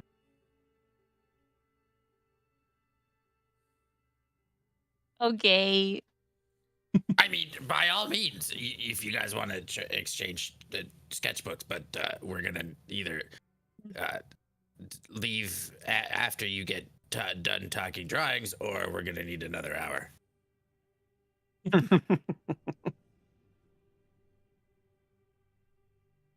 So she lightly sets the book on top. They are right. I have quite a bit of sketchbooks. So I guess it's more, what would you like to know? Would you like to see some designs?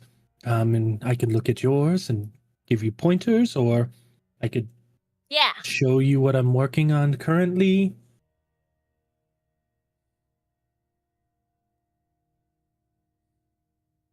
Which one? Yes. Which one would you like? Yes. Both is I really like learning from all different people, so I would love to get some pointers. Okay, we'll do a little bit of both. I won't go as detailed in the book and sketches, and I'll give you That's a okay. rough course on what I'm working on. Okay, let me see yours. And she holds out her hand like for your sketchbook. Do you hand her your sketchbook? I hand it over. Okay. She Yeah. opens everything up and the cards are gonna take it from me. she starts showing you some of her sketches of like different armors, weaponry, what they do, things from armor that shapes itself to better defend a user from like a surprise attack. Like it almost like it has like eyes in the back of its head, so it'll readjust the plates in its back plating to like if somebody tries to like stab from the side, the plates will shift and block the blade, preventing like basically any critical strikes from hitting the user. It obviously has a weakness that sure, like stabbing and slashing, this is really good about, but a blunt attack, even moving the plates, like yes, it'll take off some of the damage, but it's not really going to prevent a lot of that force damage that gets put into it. There is a sword that they have that basically it's the blade itself is free floating, and it'll shape itself into what like bladed weapon that the user is thinking of. So it could be a long sword, a short sword, a scimitar, and any other bladed item that the user can think of. So it's been used in things like in the kitchen to change between different knives for a chef, all the way it's been used on a battlefield to change from, you know, a long sword, short sword, to even a dagger to bypass like certain defenses. So she kind of goes through the explanation of like how the material works, the rarity of the materials that you need, which you've never heard of, but you jot down everything. And she looks at your book and she gives pointers and where maybe you can utilize some of this material, especially like in the horses, and in the carts. She's like, well, that is actually very interesting. I've never thought of doing something like that. Don't really have anything for that. And she like flips through a couple sketchbooks. She's like, no, I'm really just like an armor and weaponry specialist. So this stuff is a little outside of my wheelhouse. But one thing you could use for the horses or for the cart would be what I'm working on actually over here. And she closes the sketchbooks and she kind of like, now she's excited. Like somebody of her profession is actually here. It's not just like, oh, warrior need thing to make thing hit stronger. Like you actually know what the fuck you're talking about. So She drags you, and now you're like two best friends. Drags you over to this armor piece, and the armor itself is made out of scale mail. So when you get close to it, you can see the individual scales and the chain mail and how it works. And the wing is made of a earth elemental. It's stone skin and its essence. Kind of similar, like when she describes it, it's similar to like how a Warforged is made. There are like magical circuitry that allow the user to bend the wings and use them. And even though it's made out of rock and it's durable, it creates enough force that allows the user to levitate about like 20 feet in the air, and can kind of like do a consistent flap. It's extremely loud, and it's more for, she said it was being created for a general that leads the charge, and it's more for a demoralizing look that they see these large stone-like wings of this dwarven general just floating there. And even though he's heavy and he should be heavy, the ability to fly, it shouldn't exist. So it's meant to more mind fuck the people. But the wings themselves can also be used to like cover the individual and increase their defenses. So it kind of is a twofold thing, that it's there for looks, but it's also there for defense, in order to like keep something. And they said that you could use this like on the horses. If you get like an earth elemental, you can have it so that maybe if you're going through like a thicker mud or something, it could shift more of the stonework to the bottom so that the horses actually could walk on something. And then the stones themselves would like unstick from the mud and like create like this path for the horses to move on, in theory. And also it could create a movable kind of living armor for the mechanical beast. That way, because it innately won't be able to like protect itself, it would be used as a lighter, more durable armor piece than like the steel that you would create. So it would make the horse lighter, but still keep it just as durable. But you would need a significant amount of like earth elemental stone skin. And she said it would roughly take about five earth elementals to do one horse. Oh. Yeah. Oh, indeed. The ooh and the wait a second. Oh no. Like, oh, nice. Where do I get earth elemental stones? Yeah. That sounds difficult, actually. Yeah, it took us about 12 soldiers to get the half amount of skin that we have on the armor there. 12 soldiers died to get that. It was a fairly strong earth elemental, but maybe you get lucky and get a slightly weaker one where maybe only one of your party members die. Oh, we've already had 2 people die in the other battles. I don't really want to repeat that. It's debatable. What? It's not debatable. Mev is still here. I am still here. Oh, well, okay, so I mean, technically, Mev, just because you currently are living doesn't mean that you didn't also die. You're not currently dead, but you did die. It just didn't stick. Yeah, I just was too good for death. I would be careful with that sentiment. I think Galt would have other things to say.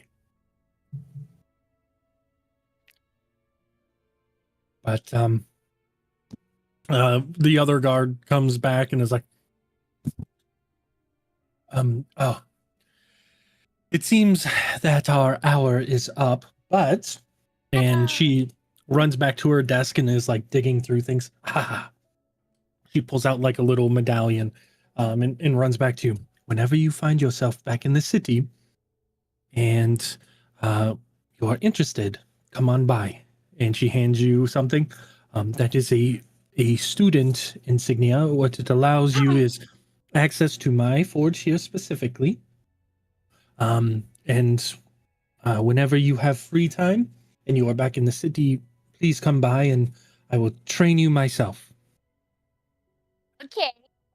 Sounds great. Thank you. You were so nice to talk to. But what was your name? Oh no, I'm really bad at that, aren't I? I Yes. I'm Nimona Nocturne. What was your last name? Nocturne. Uh, What am I not supposed to say the last name? I think I went to school with a nocturne, but I don't know any of my family. Fucking Jeffy. it seems your warforged doesn't like this line of talk, so I just Too finicky. just wrote just Warforged noises. You know, you understand. Yeah, you know how it is. And this woman has like, she looked at Mom Forge and just like was like, yep, that's a Warforged. Like this is like one of the first times somebody has looked at Mom Forged and not like done like a 3 times over, like, what the fuck are you? She recognized instantly and was like, hey, Cool. pretty cool. Perfect. Well, Nimona, whenever you find yourself free and in the city, I assume with your party you're pretty busy, but if you have some leisure time and find yourself in the city, please let me know you are here. Send a word and I will set a time, some time aside, and definitely like to pick your brain on ideas because I saw some things that I think I can incorporate myself and make things better. Kind of an exchange of ideas. That sounds really fun. Great. I will see you then. Sounds good. Turns around and heads back and has more of a giddy to her step. She actually had a pretty fruitful last hour. As you guys turn around and the other guy stands up. As you guys start heading back to the elevator, we'll take our break here. Baby. Bye.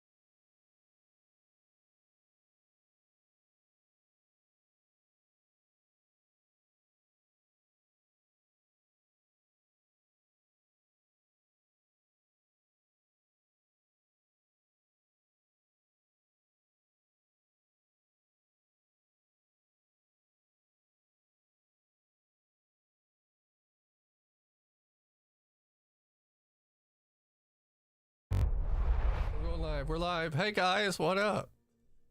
Hi. We're back from break. Welcome back.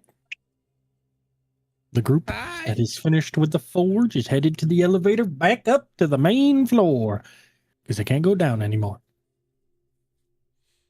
Certainly good try. The elevator doesn't go down any farther. Get a pickaxe if you want to go deeper. Let's They start might have digging, something to boys. say. Let's I'll just start wait. digging. I'll just wait till I get move earth spell. That's fine. No, just wait until Mom Forge has hands for drills or drills for hands. The drill hand spell. J- j- j- j- j-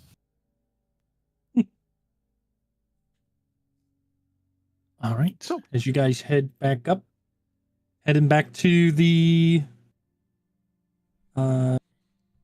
guild hall, yes. Yeah. Yeah. Yeah, All right. I guess. Cool. You don't get to say in this. I don't. So, you guys do make it back. The little small pygmy Leonin greets you and kind of gives a big old wave as you guys enter back in. Hey, how are you? Oh yeah, it's that guy. Pretty good. I didn't take off your doorbell this time. I remembered. Thank you. Your friend's still in the library.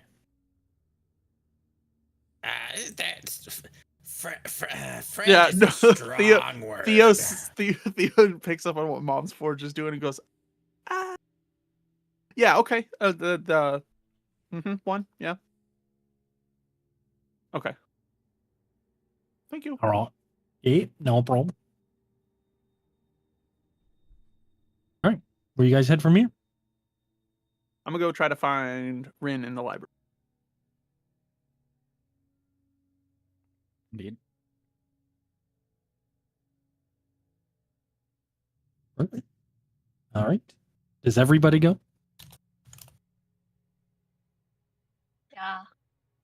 Let's go to the Before library. everybody leaves, Mom Forged is like, nim, nim, nim, nim, Yeah. nim. Hmm?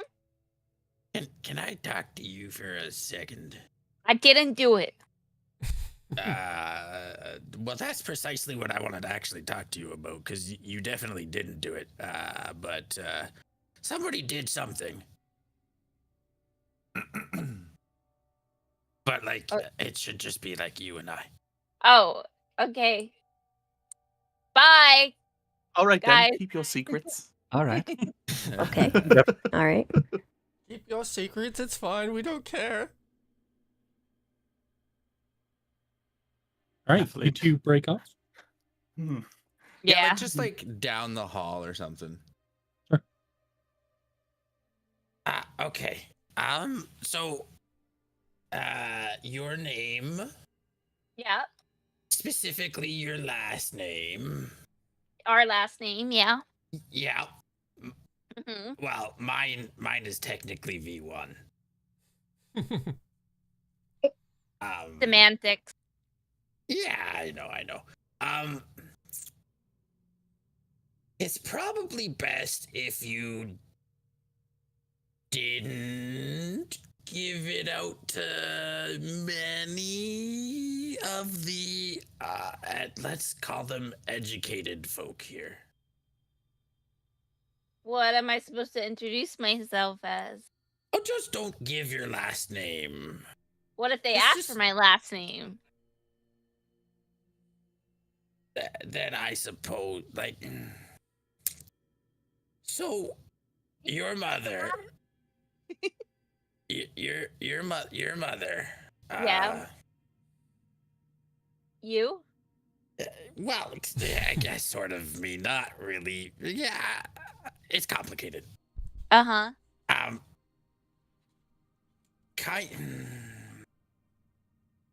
Not everybody is going to remember your mother, but the people that do, it might be really bad for us. What did you do? Oh, I didn't do anything. Then why can't- Technically. Oh, then what can't people know? Well, so What did you do?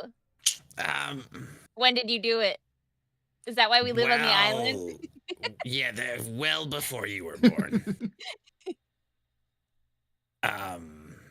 Wait, is it for real the reason why we're on an island with no one else? Is it the reason why I don't have a dad? Yes or no? Oh, jeez. It's not the reason you don't have a dad, but it's Oh, the okay. reason I met your dad. Oh. Well, now I have even more questions. And it is the reason we live a secluded lifestyle. Okay. What did you do? You pulled me aside to talk. You gotta tell me. Otherwise, Okay, all right. for science, I'd start using it. And you don't want that. So you know how I'm always trying to like. Well, I mean, yeah, no, I guess I am. Yeah, I'm always trying to like reel you in a little bit. I know that you certainly try. Yes. Well, the reason I reel you in is because I know where you get your adventure spirit from. Uh-huh. Believe it or not, you get your adventurous spirit from your mother. Same mom that made me stay in one place for so long. Yes, because the reason she does not appear to have her adventurous spirit anymore is because she let her adventurous spirit and her appetite for progression get the better of her judgment and well, if your mother's last name isn't recognizable, the incident will don't yeah. The incident.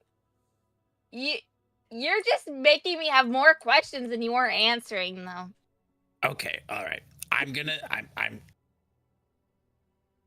promise I will tell you everything in due time. What?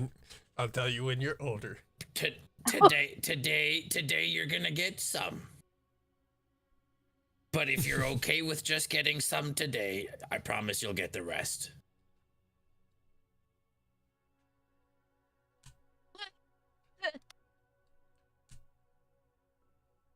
Fine. Okay, because I promise you, I will tell you. Just don't tell your mother I told you, because I'm really not supposed to. I have so many questions. So your mother was actually a very prestigious inventor and experimenter. Well, it's because she's the best at everything she does. Yeah, especially blowing stuff up. Well, I mean, not a problem on the island, I guess. Well, it was a problem in at the academy. I mean, if you're going to... What? There was an experiment. Like people didn't necessarily know what your mother was experimenting on or with, and it blew up catastrophically, and a lot of brilliant minds were lost that day, and your mother isn't really allowed in those circles anymore. Or what? Yeah. All right. Eh. Nimona's mother is a terrorist. Yeah. I was gonna say if you're gonna fail in a way that leaves a cool crater, but now that I know that people died, I can't say that. Yeah, that's not. What? That's And not a good joke. you didn't answer for her crimes? Like I've always been told to take responsibility.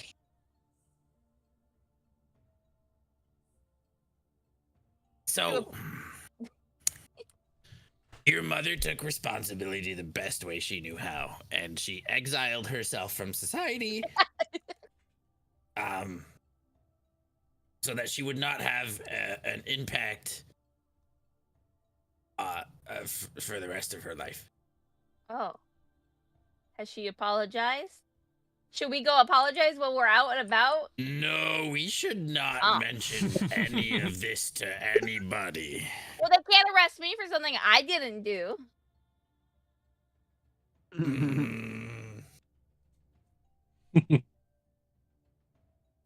Are you sure about that? Are you sure about that? They definitely will. What? Punish me? This is what we call generational crime. Yeah. Wait, how many people die?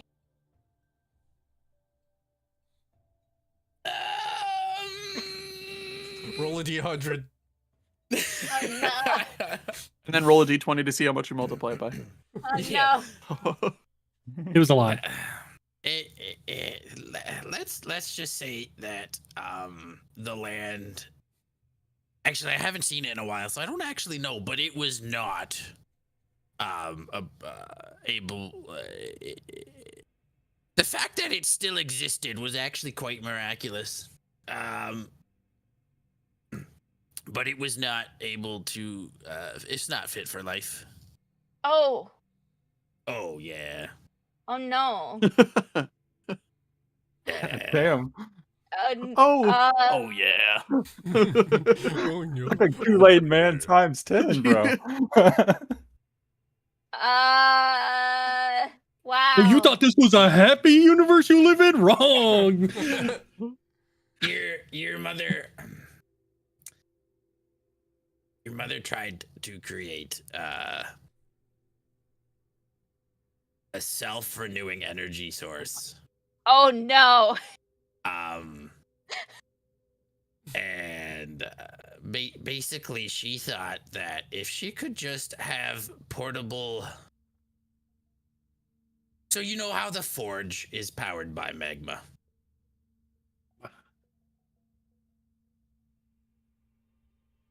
Uh-huh.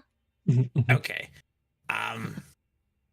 Your mother thought if she could just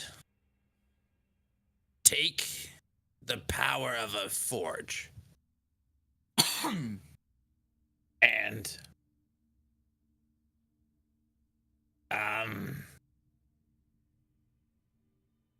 compact it into like a small receptacle. Oh. Yeah, no, you see now you're definitely you're definitely having more forethought than your mother thought of this too. She just was a little bit more confident in her skills at the time. And she thought she could figure it out. And she tried to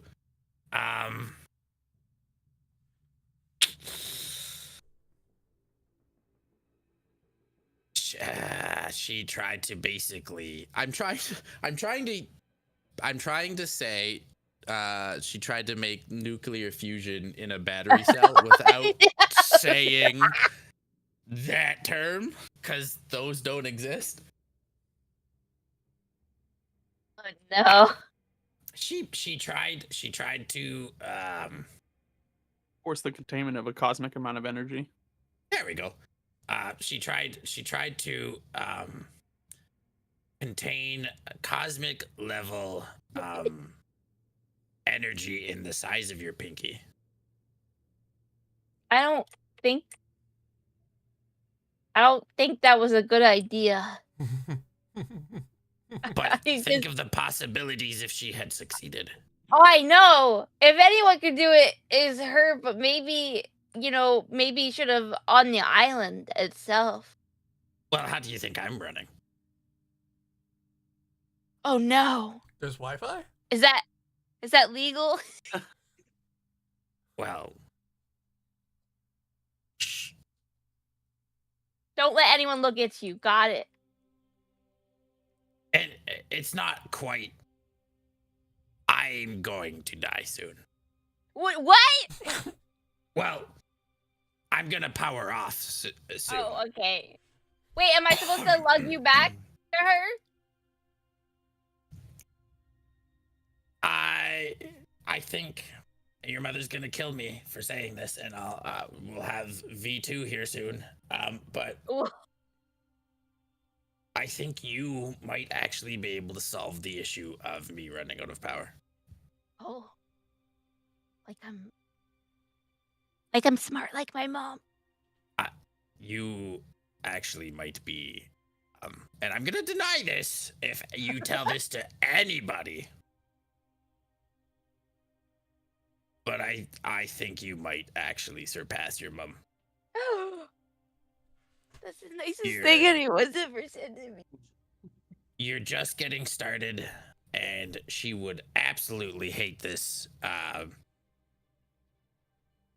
because she sees a lot of you, or a lot of her in you. But I'm not your mother. I'm only the forged of your mother. Yeah. But I think you can do it. And I think if anyone can finish her life's work, it would be you. Oh, well, I don't really want to explode a lot of people. Then just triple check your math. Don't do it now. Don't do it now. Like, don't.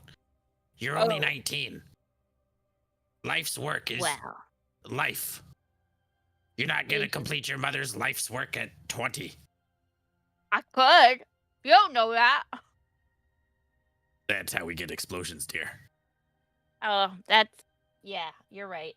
Okay, no more last name. Yes. That's probably best.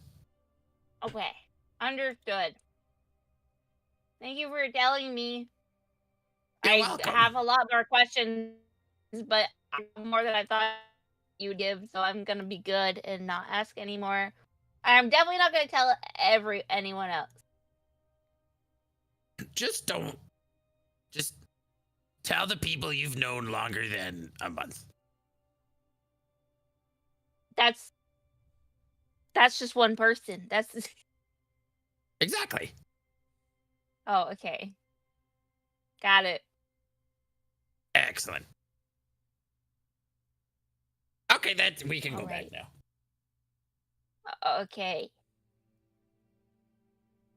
Just starts mumbling to herself in shock. Yeah, Mom Forged. Now she, would, now she definitely wants to go to the library. Yeah, we're gonna go to the library and look up things about Mom. I actually don't know if there would be any records, because I'm pretty sure they I think they wanted to sweep.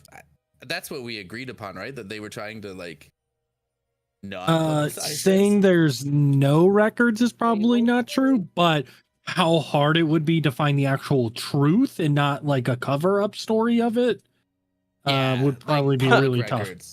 Like, it's kind of hard to hide a crater that created unstable life, right? Like, you can't live there anymore. Like, it's kind of hard to be like, just put a rug over it. They'll never see it. When it's a massive crater, they're like, a dragon. Damn, A dragon did it. A dragon did it. I said do whatever you want with your backstory. You said bet terrorist. No, terrorism is intent to hurt others. Yeah. I would know. So Bullying definitely doesn't So, mean intent, yeah. though, right? Yeah. So where were they having that conversation? Out in the lobby, or did you guys They went to a secret, a private room. Around the corner from the pygmy lion The man's pygmy desk? lion is just like sipping tea, looking at you guys like. You just, neither one of you looked down and didn't notice you was standing there the whole time. That's crazy, mate. That's crazy. That's a whole lot of unpacking you got to do now. It's a So whole they lot were- of unpacking. So they were downstairs while we went up. Yeah, they went down the hall, and there's many like Okay. alcoves that you can like tuck into for like reading and stuff like that. But 100% I definitely went to didn't the even library see to look into that last name that they said while we were. By the way, Oh yeah, absolutely Yeah. 100%. Yeah. Because she went Nocturne, and we were like, "Wait, I had Gal Zane like something else written down in my notes. Hold on here." that's true. Yeah, you guys go to the library to meet up with Rin, and you look for a book on Nocturne. I will look at Mev as we're walking upstairs and go, "Did you hear them say a different last name than they told us before?" He just nods. I think we should Okay. look at the library. Yeah. Okay. Let's try that. See if we can't find something. So yeah. All right. So that's You guys get to the library, and you see Rin is like scratching his head. He's looking through all these different books, and he hears you guys coming in. Rin, do you like try to close everything up, or Anything that has to deal with changeling. I'll try and like close it.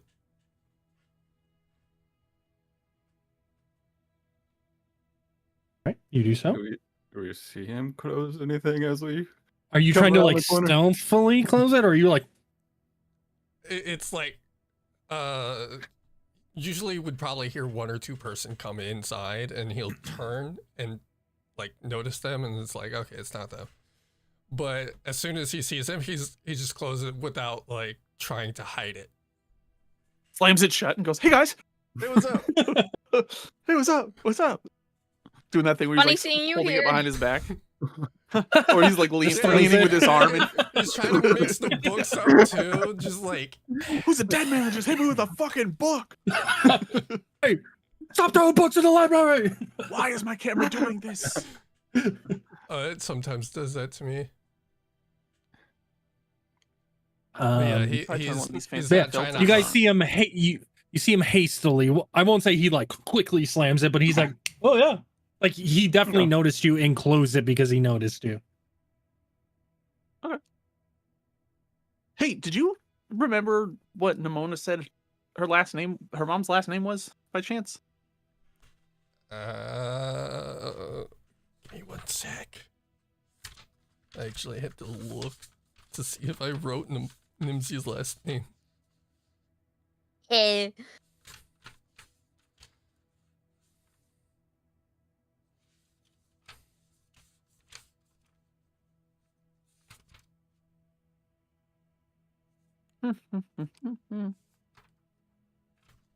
I'm not gonna tell you if you didn't. Hold on, that's a question. Did Theo even Hmm? know? Or was that Vash? Nope, it was Theo. Okay. Because she told the guy in the tent with the stuff in it. And then I cast Detect He Magic. did. Oh. Give me a history if Who you don't has- have notes actually written down. You. Okay, yeah. I'm bad with this. Yeah, I'm bad with it. 7. You don't remember. Uh, You've learned a lot over the last couple years or last couple days. You just read about like your own like race's backstory. Basically, your god is instilled upon you to write the retirement fund section of a god. You have a lot on your mind. You cannot currently remember what she said her last name was. I don't think I actually heard her say her last name. Does the last name Nocturne ring a bell to you at all? Is that 'Cause a that's what she his- said her last name was. Is that a It's history not the same check? as With your 7, you don't ever remember that. Never heard of a nocturne. I'm gonna try to look into that.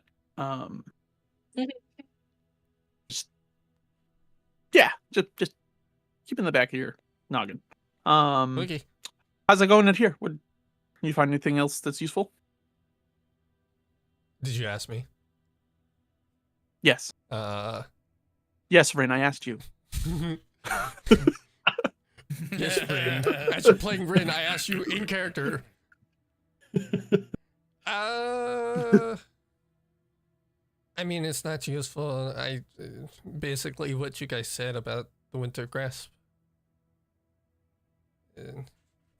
I tried to see if like I could. I mean, I did learn that there was the guy that started it, Orin. What was his? I'll just spell his last name. Delphantis. Delphantis, I think. Elphantits, yeah. Yeah, Delphantis. Dolphin tits. Dolphin tits. Hang on, I gotta pull it back up. It's my own character, but I don't have anything written down about it.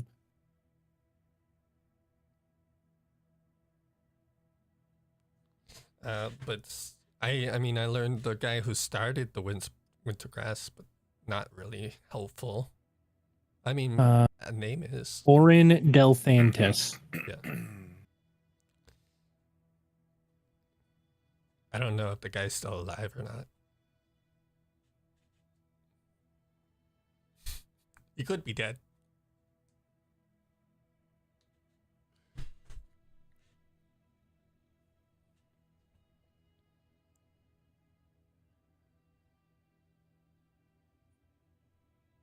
Can I look to see, like what he was reading at? Like can I look at the cover real quick while they're having this conversation? Sure. Give me a perception.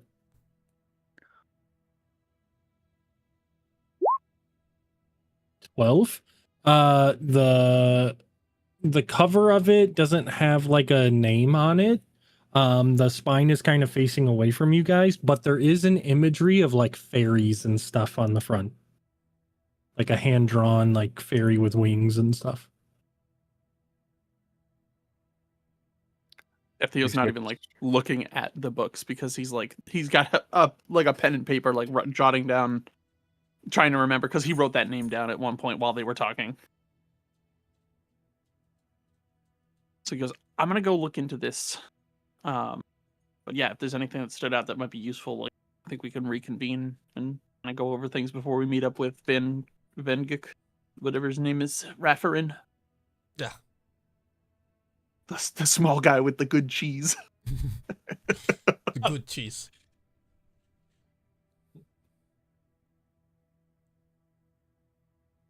As Theo walks by, Rin just looks at Mev. Kind of like, you have fun? It was entertaining.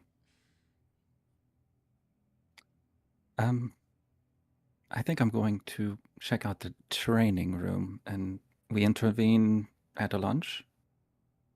I mean, I think I'm done here.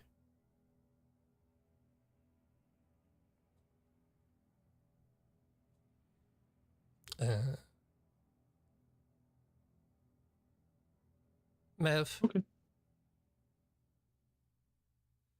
Yes. You've helped me out.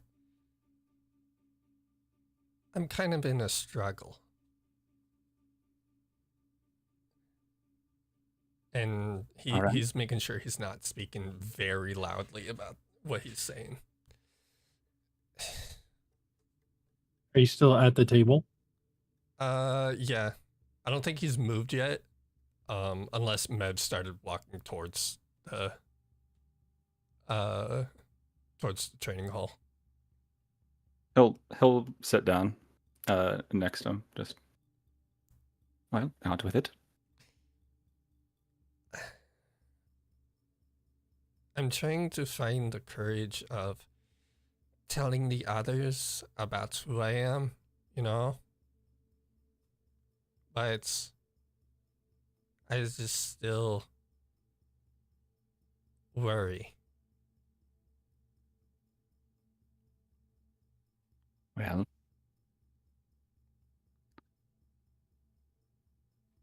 I'll be here to defend you.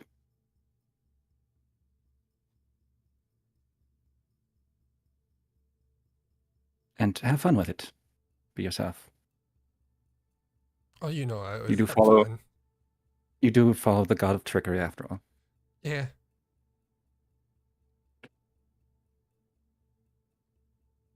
He always likes to get very close to me.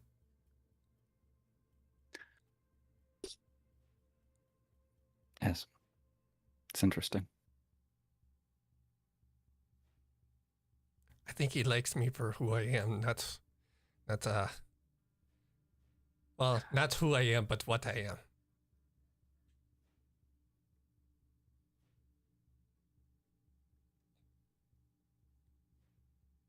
I guess we'll have to see. Mm.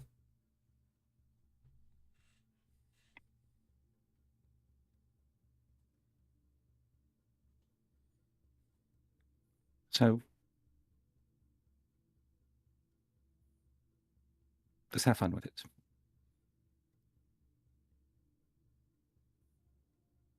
He'll like put his hand on his shoulder. I'll go off to the training room. Okay, have fun. And he'll head towards the training area.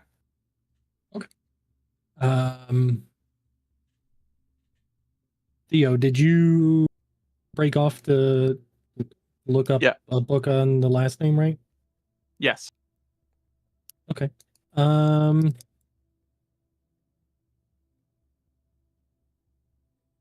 Which Give one of my really bad me- skills do I need to use? Give me an investigation, and we're gonna say with a disadvantage with a high DC. Oof. Oof. Oh, the Yeah, 12 disadvantage got me. No. Looking up just like the name or anything attached to the name, you don't really find anything. I'm not just looking up Nocturne. I'm looking up I had it. Hold on. Azrina Gonzalez as well. Oh, that was the last name. Although I can do a separate roll for that name too. I mean, we'll say collectively, like this library here specifically is kind of for this area.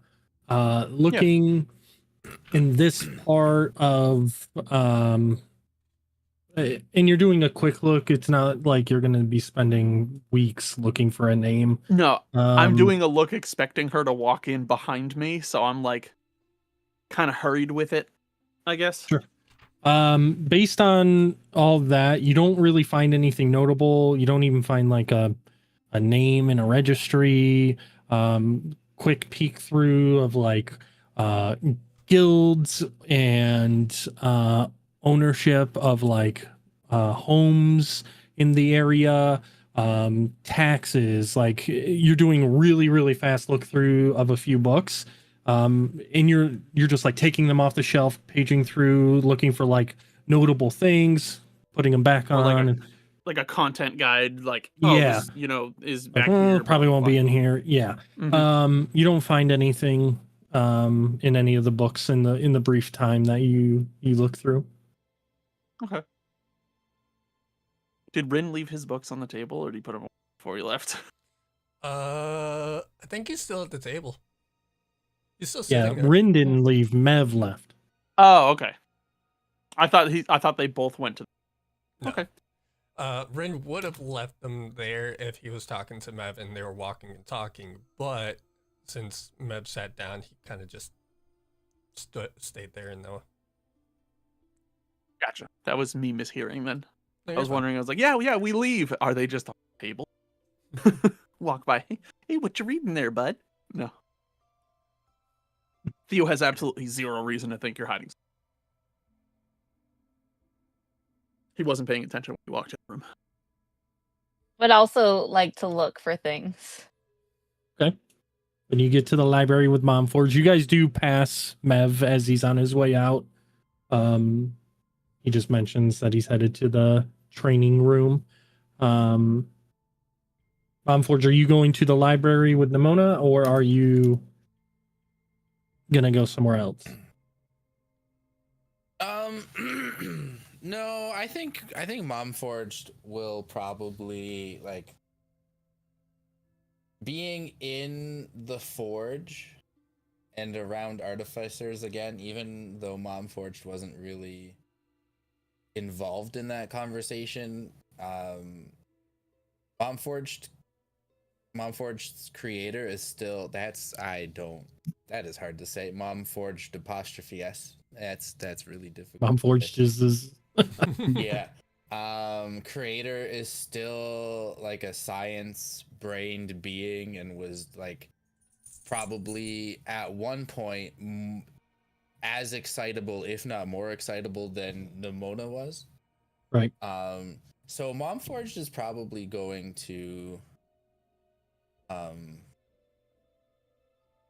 not sneak away, but like go off and research, like just relive the old glory days. Sure. Kind of do her own little thing. Is there anything Yeah. specifically Mom Forged would be looking for, or She's probably gonna go back to the creator's old tricks and research, like just read some books on like energy consumption and like just the science behind like harnessing explosions and like just that sort of stuff. okay? Okay. Nimona, what are you going to be researching?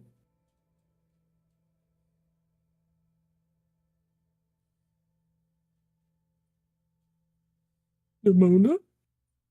Muted. Hold on. Okay. Oh, grandma. Grandma!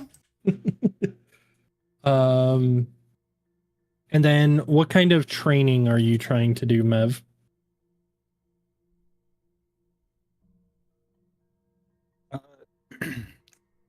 He's just Okay. basically he's working on like endurance stuff, like his normal like, stuff like that. But he's also like going through all the stuff, like all the recent information that he's been gathering, and wants to try to eventually find a spot that's like kind of like on its own to try to open up that portal. Mm. Okay. Based on the description and everything, the safest area could be your room. But we can't cast magic in a room, so he's wouldn't do it here. Oh, You can't. What's against the rules? Yes. There's He nothing doesn't know- preventing you. He doesn't know that who's in control of the magic and doesn't trust that he's not being watched in these Sure. rooms. So you leave the Yes. to do that portion. He could even just do a workout for about an hour or so, and then maybe just go rent a room in like At one of the ends. at one of the ends. Sure. Yeah, we can do that. Give me athletics or acrobatics for your workout. And be back by lunch if possible. Well, it is before you leave. It would be lunchtime because you guys spent a few hours out and about. Whenever last meal is, whatever, that's what I mean. Sure. What was it? Acrobatics? Acrobatics or athletics for your training. An 11. Yeah, I mean it wasn't a wasted training. You still have all of your skills and your abilities. You're still just trying to keep yourself sharp, knowing that at some point you're probably going to have to do more than just read books and things like that. So you want to make sure combat wise you're still up to snuff. Can't die again. Yeah. And no, you don't get tired. That was kind of your biggest thing. So you kind of go through a mock almost kind of like a mock combat. You're moving, you're doing a couple dive maneuvers.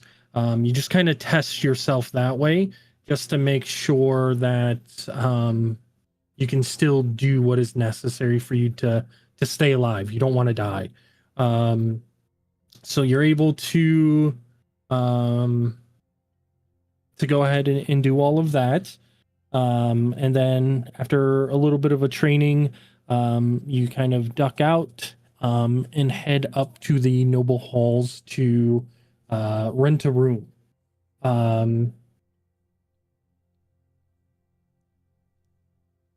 Or so Nimona, what were you gonna be looking up? She had more information about her mom.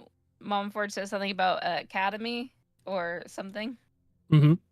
So she's gonna look for information on the academy. Sure. Or whatever it was. I don't think. Oh, you didn't say the name of the academy. You just said she went to an academy, correct? Yeah, it was. So if I'm remembering correctly, the creator was at like the academy, right? Like the big The one. main big one. Yep. Yeah. So that's all that's all that it was ever going to be called, the academy. And like, if you know, you know. Sure. Okay. Nimona, give me an Arcana. Mm-hmm. Actually, Go let me roll it for you. Don't worry. I'll figure out my internet, I swear. Ooh, a 7. Is a D8 on the board still? I just want to point that out. Does my feet? No, my feet doesn't work. What? Oh, I would have cast guided. Do I have guidance? No, you're sitting down.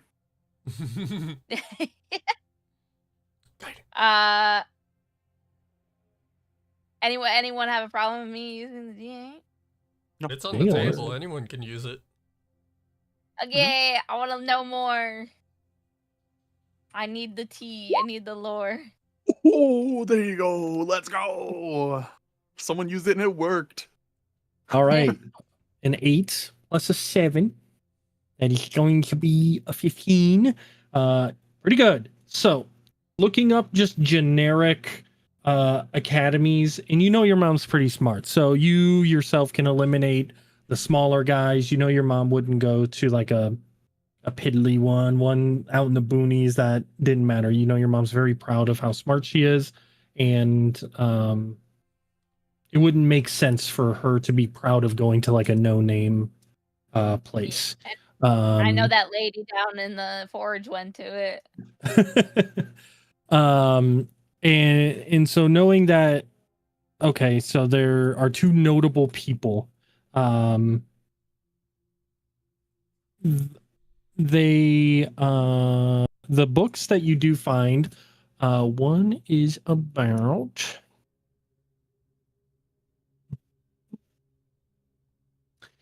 the it's called the Ebon Equilibrium Academy. This is a notable academy in Critic. It requires a pretty significant expertise when it comes to knowledge of the arcane and things like that. Reading into this academy, you do notice that they do have an artificing course that does teach about it, the ins and the outs. And you do see that it has existed here at the academy, at least within the time frame that your mom could have gone to this school, without knowing the actual name of it. Certain things are lining up. Let's see. You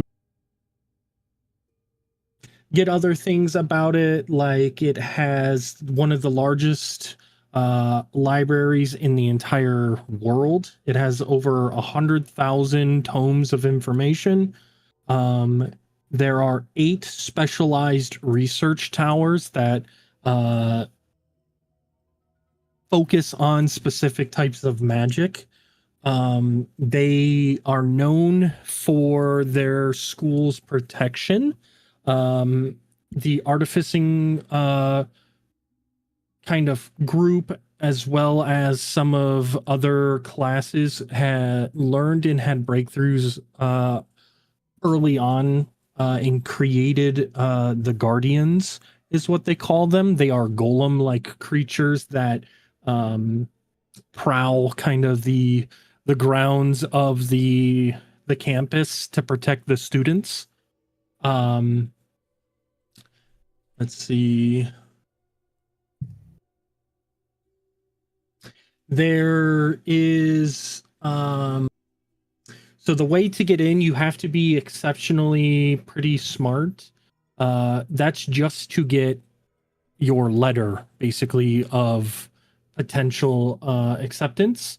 After you get your letter of acceptance, you have to survive what is called the Crucible of the Equilibrium. It is a 3-stage arcane endurance trial.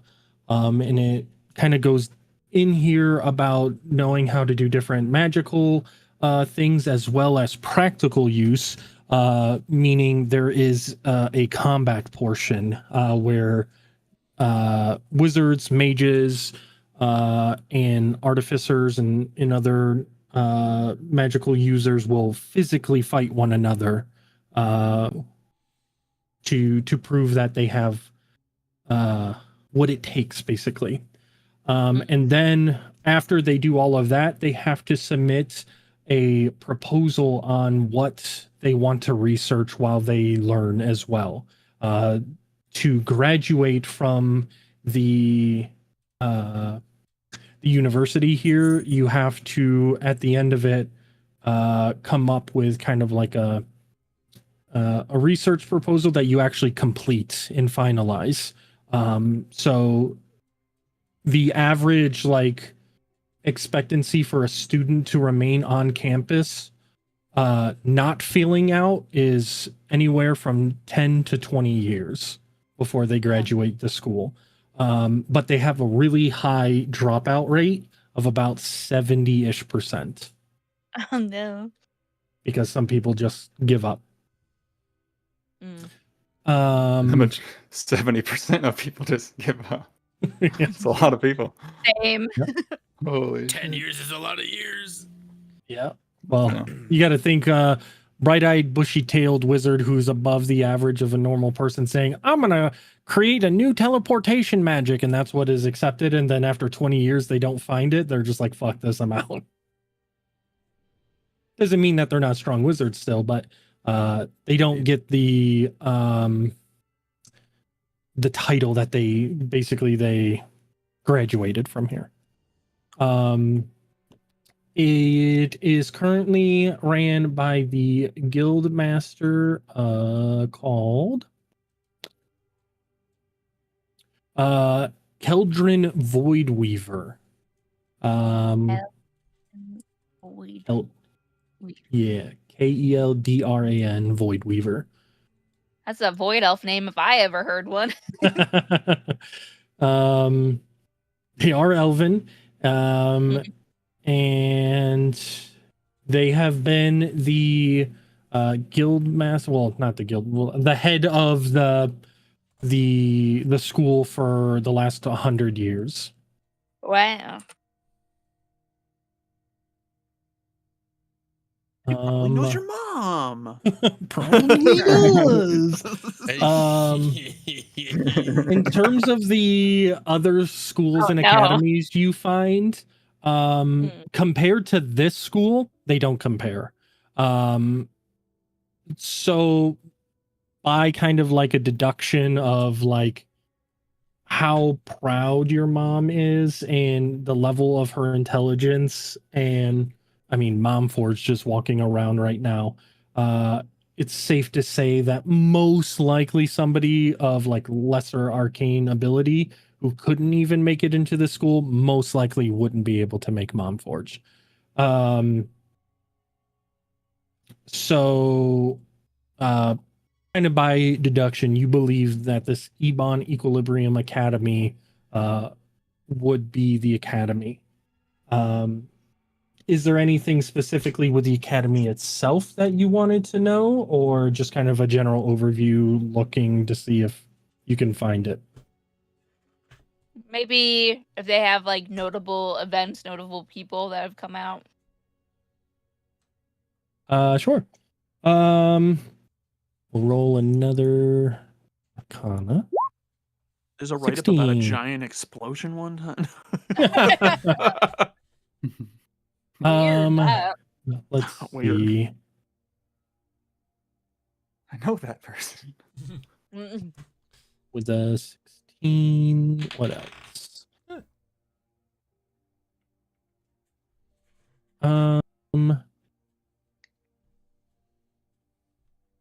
Looking deeper, you do know that the academy it advises the crown of critic directly.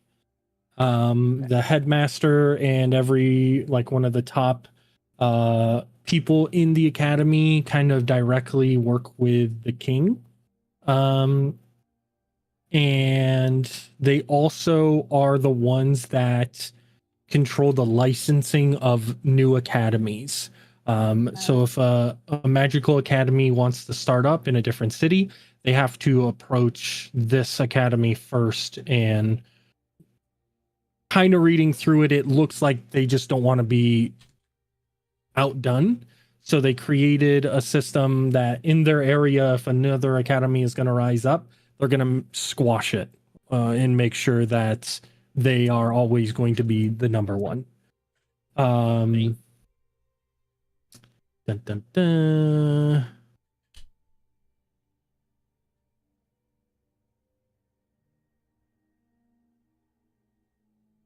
The most notable guilds to have come out of the Equilibrium Academy.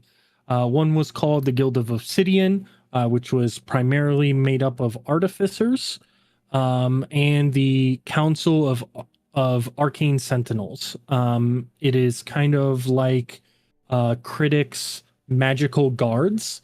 They are able. They don't use as much martial techniques like swords and stuff like that. They're more utilizing magic to protect the streets and things like that.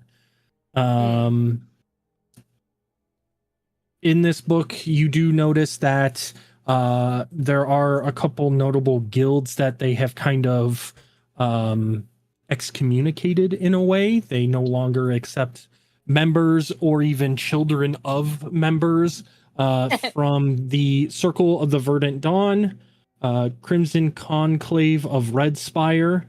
It was noted here that both try to basically have a coup and overthrow the academy hierarchy. The Verdant Dawn, you do recognize that name. That was the group that kind of took over that small town that was in between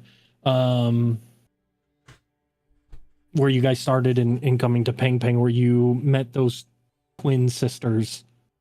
Was that the place where someone heard? Because she also used the name Nocturne at that place, and someone had a reaction. I'm trying to remember what it was.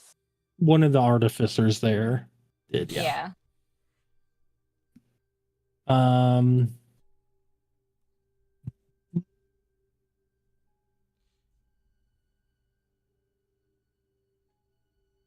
Heard it done.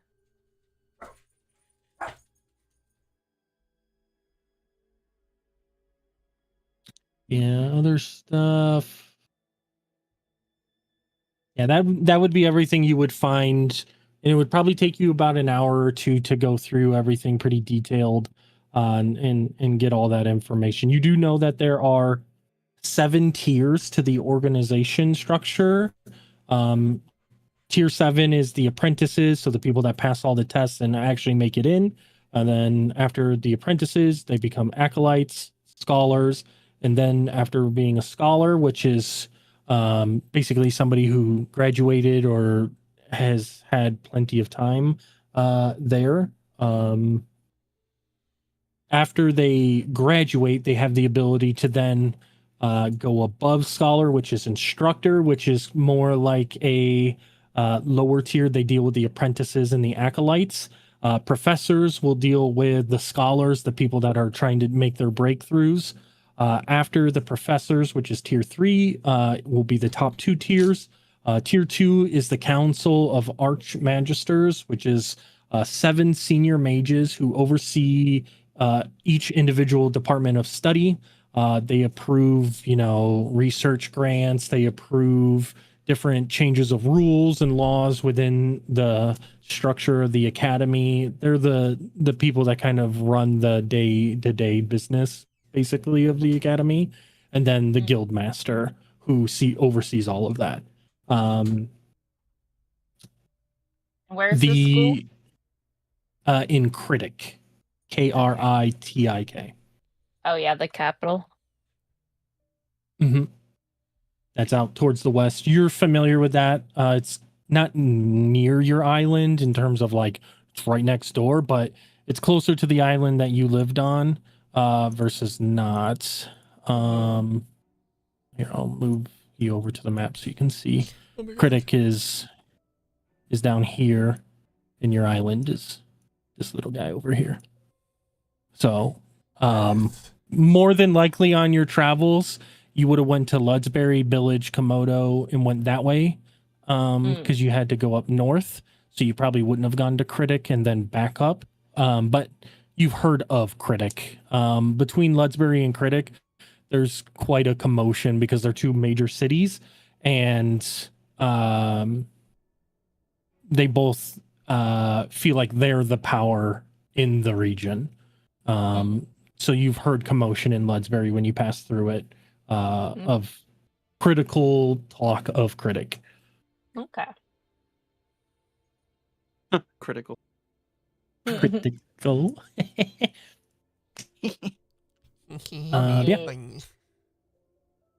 That is what you find out about that. Moonforge. Also give me an arcana. We're going to see what you find. Sure. I will say Mom Forged isn't really doing research to learn. More so like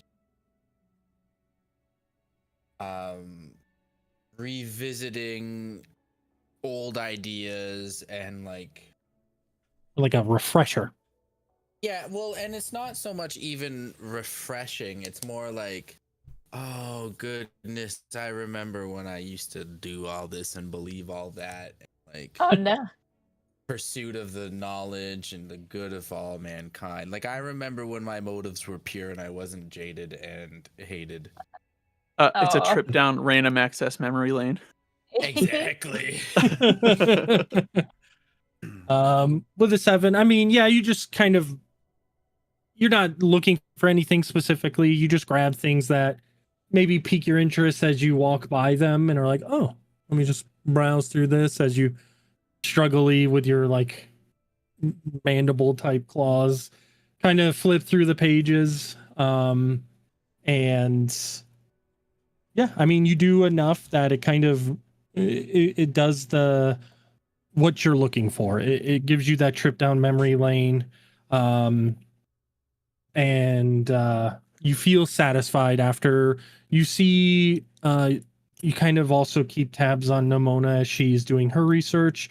Not necessarily what she's researching, but you see when she's basically wrapping up. And you spend about the same amount of time kind of down your memory lane. And yeah, you feel satisfied after the hour or 2 that you do it. Yeah, it's like if I could equivalize it, it would be like the equivalent of going back to a show you watched when you were a kid just to like relive it. And like, oh, I remember this part. This is a good part. Yeah. Sure. But yeah. So a few hours, you guys will be in there for Mev. I guess, sorry. Misty, what are you doing in all of this time? Everyone's at the library, right? For the most part. Mev, has kind of fucked off to do his own thing. Theo, Nimona, Mom Forged all went to library. Rin is still there, but also kind of leaves shortly afterwards. So Yeah. Okay. There is something I want to try and find out. At the library. Okay. Just trying to see if there's any correlation with her patron and Dawnspire. If she had anything to do with what happened like 40 years ago about like the angels falling, or like anything that's speculated around like the guy like that storm or whatever it's called. Okay. Give me a history or religion check. Okay.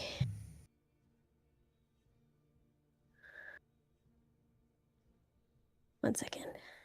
I'm gonna really have to dig deep for knowledge on this one. I didn't expect that.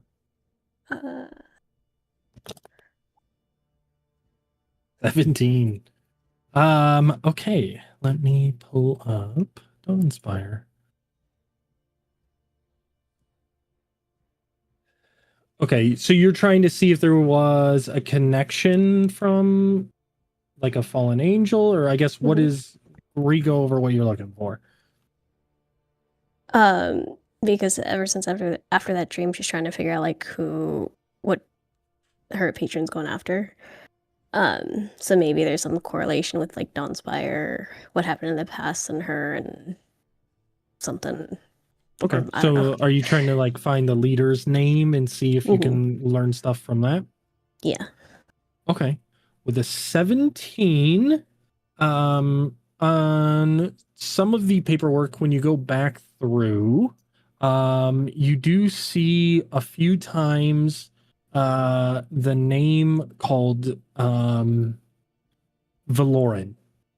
Valorian. He is listed as the king in multiple sections.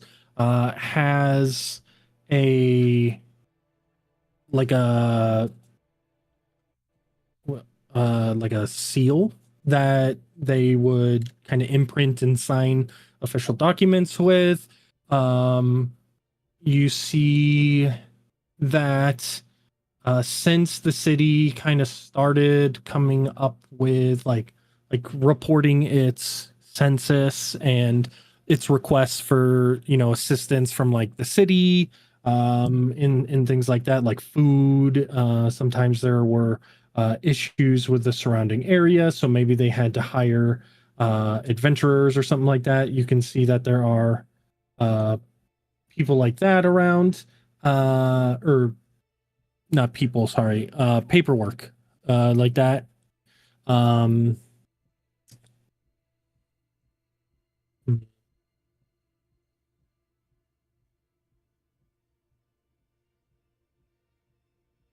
Just reading through stuff on Valorian.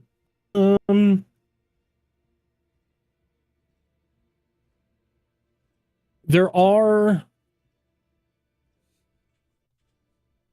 stories written as you do a deeper dive onto Dawnspire of aggressiveness from the guards, and the people themselves are pretty aggressive. They seem to be fair, and there's no stories that anybody was ever held held in terms of like jailed or anything like that. They've always been basically exiled, told to fuck off, never to come back.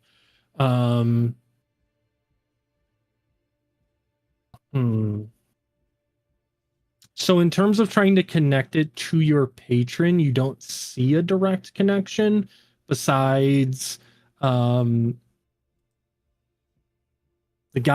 king seems to be pretty powerful. And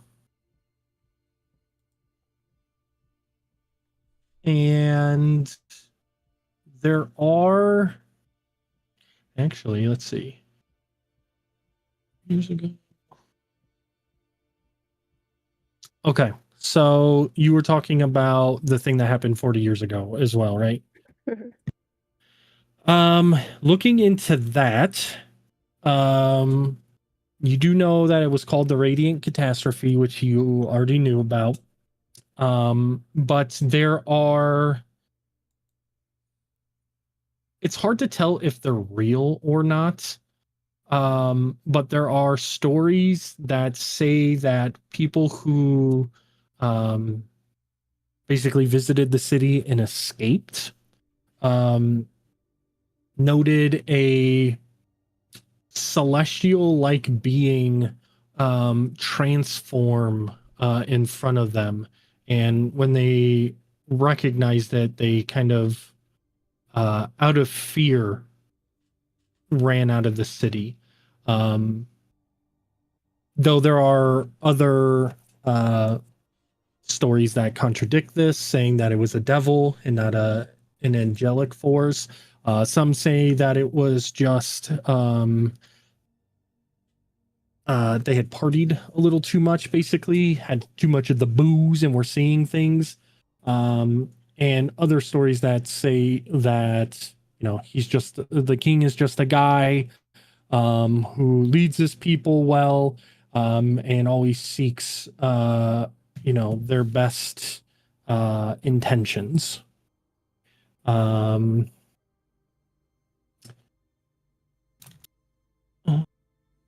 Let's think.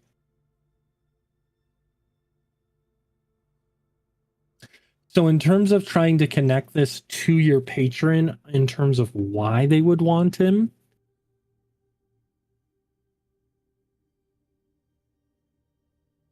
it's hard to say based on what you're reading. If they are a devil, for them to go this long without being found out would be pretty hard. The same being also angelic.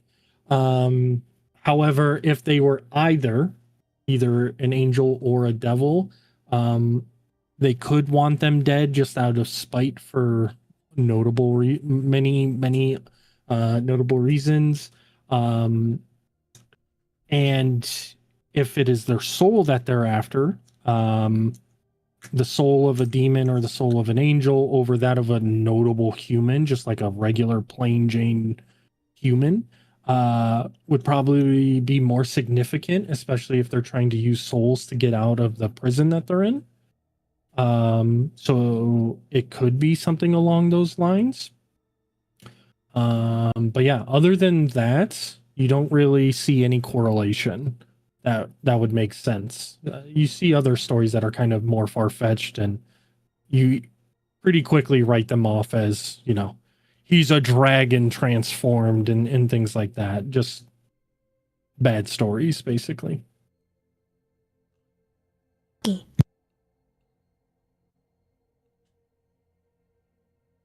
Is that everything you want to research? Mm-hmm. Cool. All right, then, Mev, you have kind of snuck out as everybody has found themselves busy. The Leonin kind of sees that you kind of check the hallway one last time before you head out, and he just goes, "Have a good day, mate."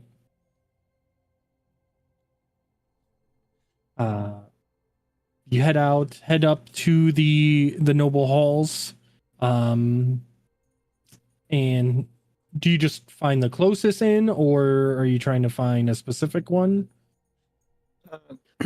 I mean, nothing specific. So just one that looks busy enough to where my entry would not really be noticeable. Sure. Just a busy inn, I guess.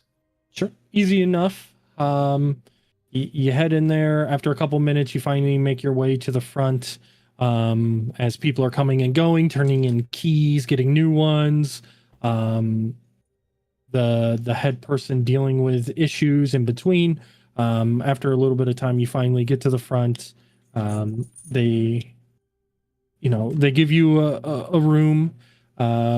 It'll cost you 5 copper for a night. It's a pretty shit room. When you get there, you've definitely slept in worse, but this is not a great room for a major city. But you go ahead and you get into the room, close the door. You do notice that there is a kind of like a closeted area where you could like hang up a pack and maybe push some armor kind of half-assly into a chest that is definitely way too small. And a straw bed that doesn't even have a blanket over it. And the pillow has definitely seen better days. This is very much probably a room that they toss drunk people in for the night to let them sober up. That's fine. Like you're Yeah. supposed to role play. So yeah, you're in the room now by yourself. I mean, it's still pretty noisy outside, but for the purpose of what you need, you feel like that's probably a good thing. Yeah. I mean, I lock the door and then I try to use this. I guess I'll unwrap my arm, reveal the chain tattoo that or chain marking, I guess, that showed after that, and then I'll attempt to use it. I guess do I have to like recall the lantern, I guess, and that's how I open it through the lantern? Yeah, so you unravel your wraps, and as you look at it, you focus, and the chain starts to materialize and slowly unwrap itself around your arm until it reaches your hand, where you grab onto it. And at the end of this chain that is unwrapped, materializes this lantern that kind of almost kind of like expands on itself until it is fully lit. It has like a greenish blue hue wisp kind of to it. And so I guess you understand that you can use it on anything that could be used as a door. So the door you came in, the door to like the closet area, or even the window that is currently boarded up. And so you could use it on one of those three. Which one did you want to use it on? I'll use it first on like just the closet door. Sure. You remember that kind of what to expect in terms of what he said, like how to use it basically. So you wave it back and forth and you kind of concentrate. And as you do one final sweep across, and you see like behind it changes. Like in between your eyes, when it reaches the middle, you can see half of the frame is still there, and then half of the frame is this like shimmering dark mirror. And when it finally fully rotates, now the whole frame of where the door was is this dark, reflectless, shimmering like surface that you can see. And as you stop swinging the chain, it almost kind of recedes back and wraps itself back around your arm. I open the door. So there's no handle, but when you reach out to like grab it, you feel your hand just kind of like pass through, almost kind of like when your hand presses through the top of the like a water source, like in a pool or in the ocean, that like minimal amount of resistance until your like arm is fully submerged. You kind of like pass through almost kind of like a membrane or a mucus. And you pass over and you look around you, and it's darkness, but you feel as though you yourself are a light source. And you look around, and you can see behind you is that frame again, and you just see like the room kind of facing the wall, so you can see the exit. And when you turn back, there is almost kind of like a campfire set now. There's a couple logs, a fire, a tent, and sitting next to the fire, there's like a pot, like a stew going, and you see the kind of the backside of somebody, and you hear them breaking what sounds like a carrot or a vegetable of some sort with a knife, and you can see them plopping. You can hear the noise of like something hitting water inside the pot. I'll slowly make my way towards it. See if they like notice me. If that like they notice I'm there, if they're just sort of like doing their thing. Sure. How close do you roughly get? I'll get about 20 feet close to him. Okay.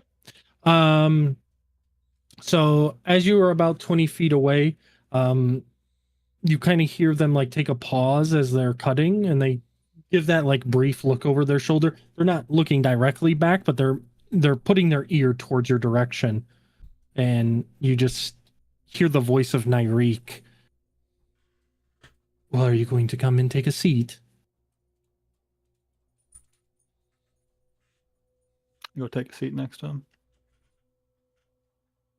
Are you hungry?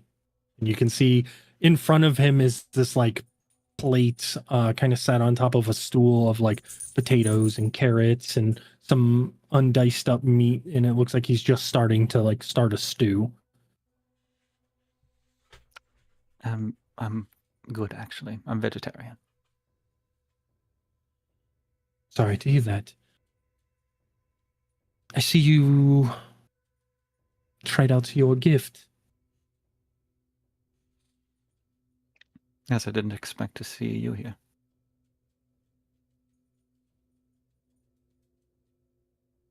I also didn't expect to be summoned. But it seems we're both learning about this. What was your goal? Maybe I can help you decipher why I was also summoned.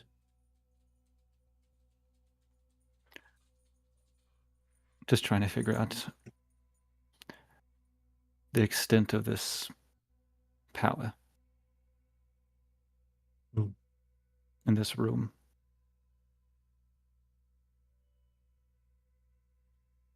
Well, this is our goal. The world that we want is this. No chaos, no death, no despair or disappointment.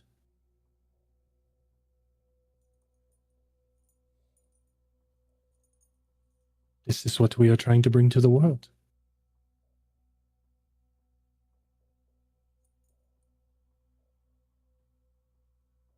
I mean, we helped when we can.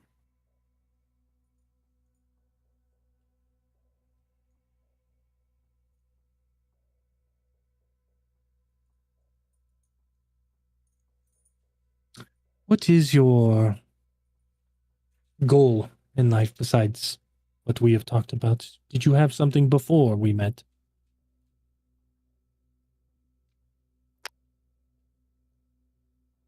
Well,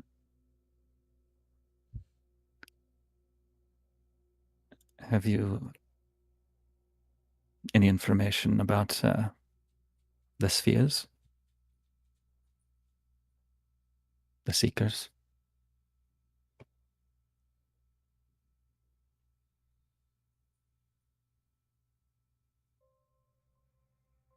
What do you mean by spheres?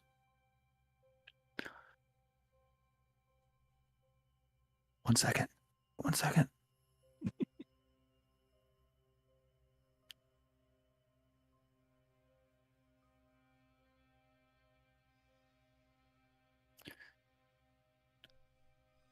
I know there are 7 pieces of this sphere that the Keepers desperately want.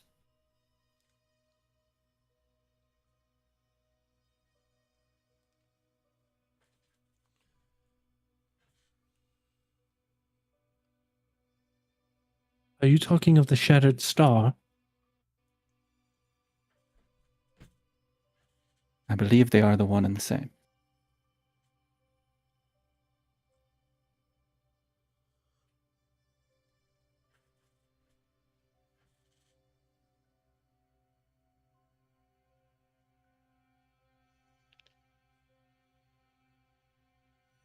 I am familiar with them. There is said to be 5 pieces here. One in the now dying Fey realms, and one in the Hell Plains.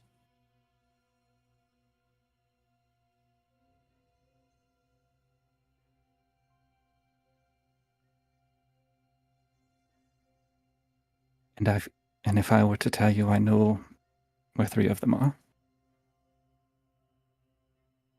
Make you very powerful.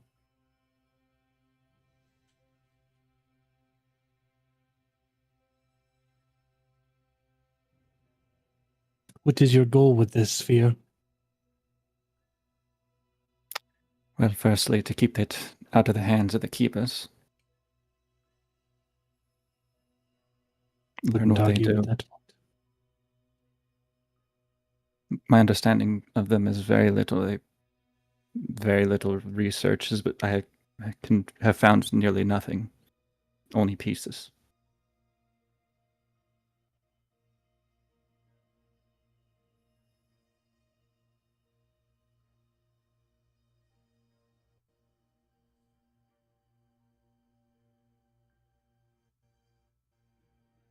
The keepers.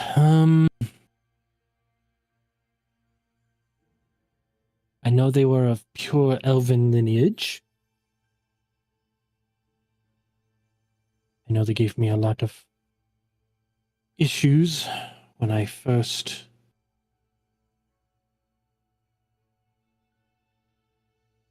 went into the Sunder Forge because they wanted 80% of everything that I found.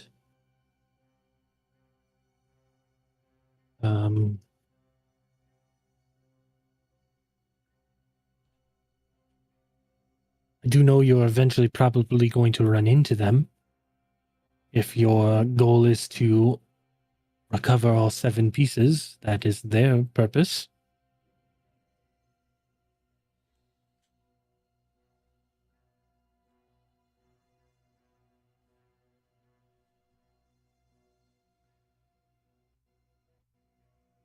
I may have a lead on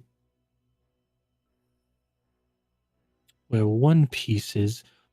This was information, it sounds like, from my time ago, which was plenty before your current time. However,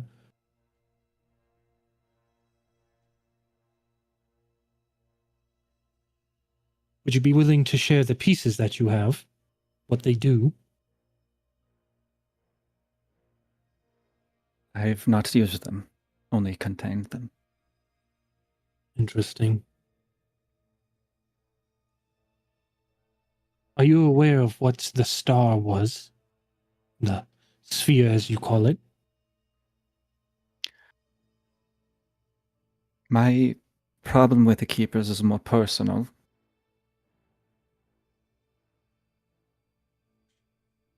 For I came into shattering one of the pieces at one point.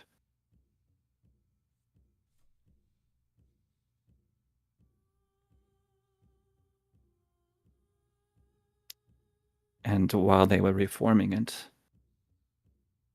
I was held captive.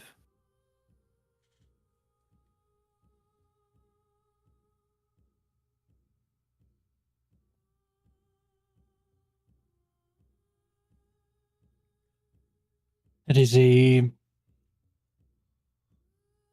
mighty far goal for simply being held captive.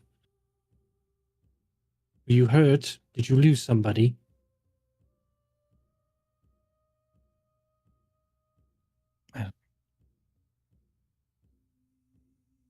It wasn't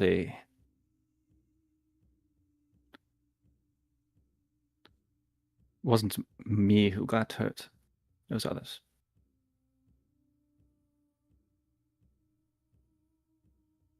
By your hands or by theirs?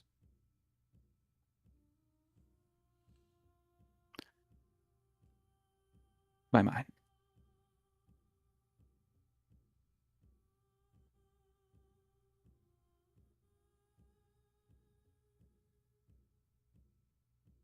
I tell you what. I offer this domain as a storage vessel for your pieces. But you must retrieve them first. And once you retrieve all 7,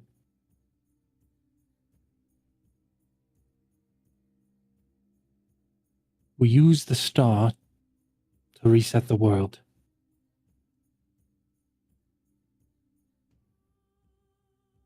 Make it a just place for all to live.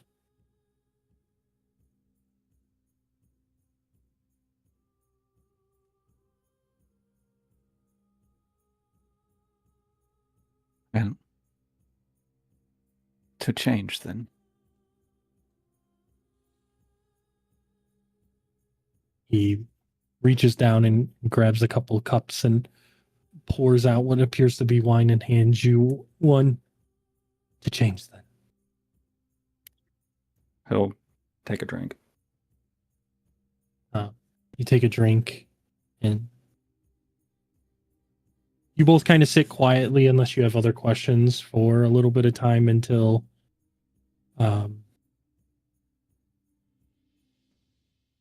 you feel like you've stayed your welcome, and you get up.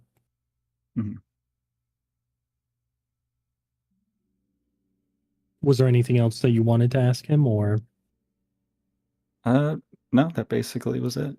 He'll basically say cheers and then take the drink, finish the glass, and then leave.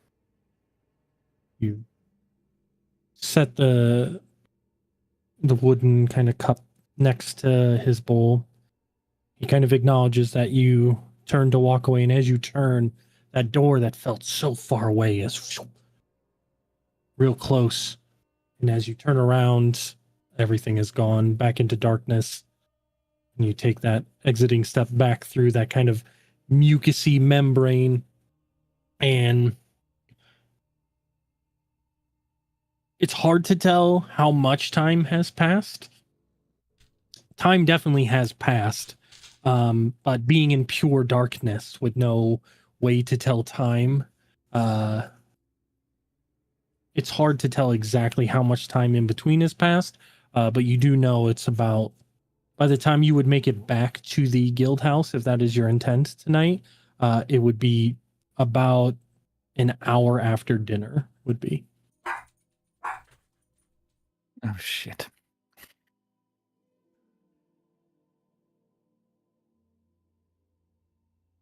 He'll just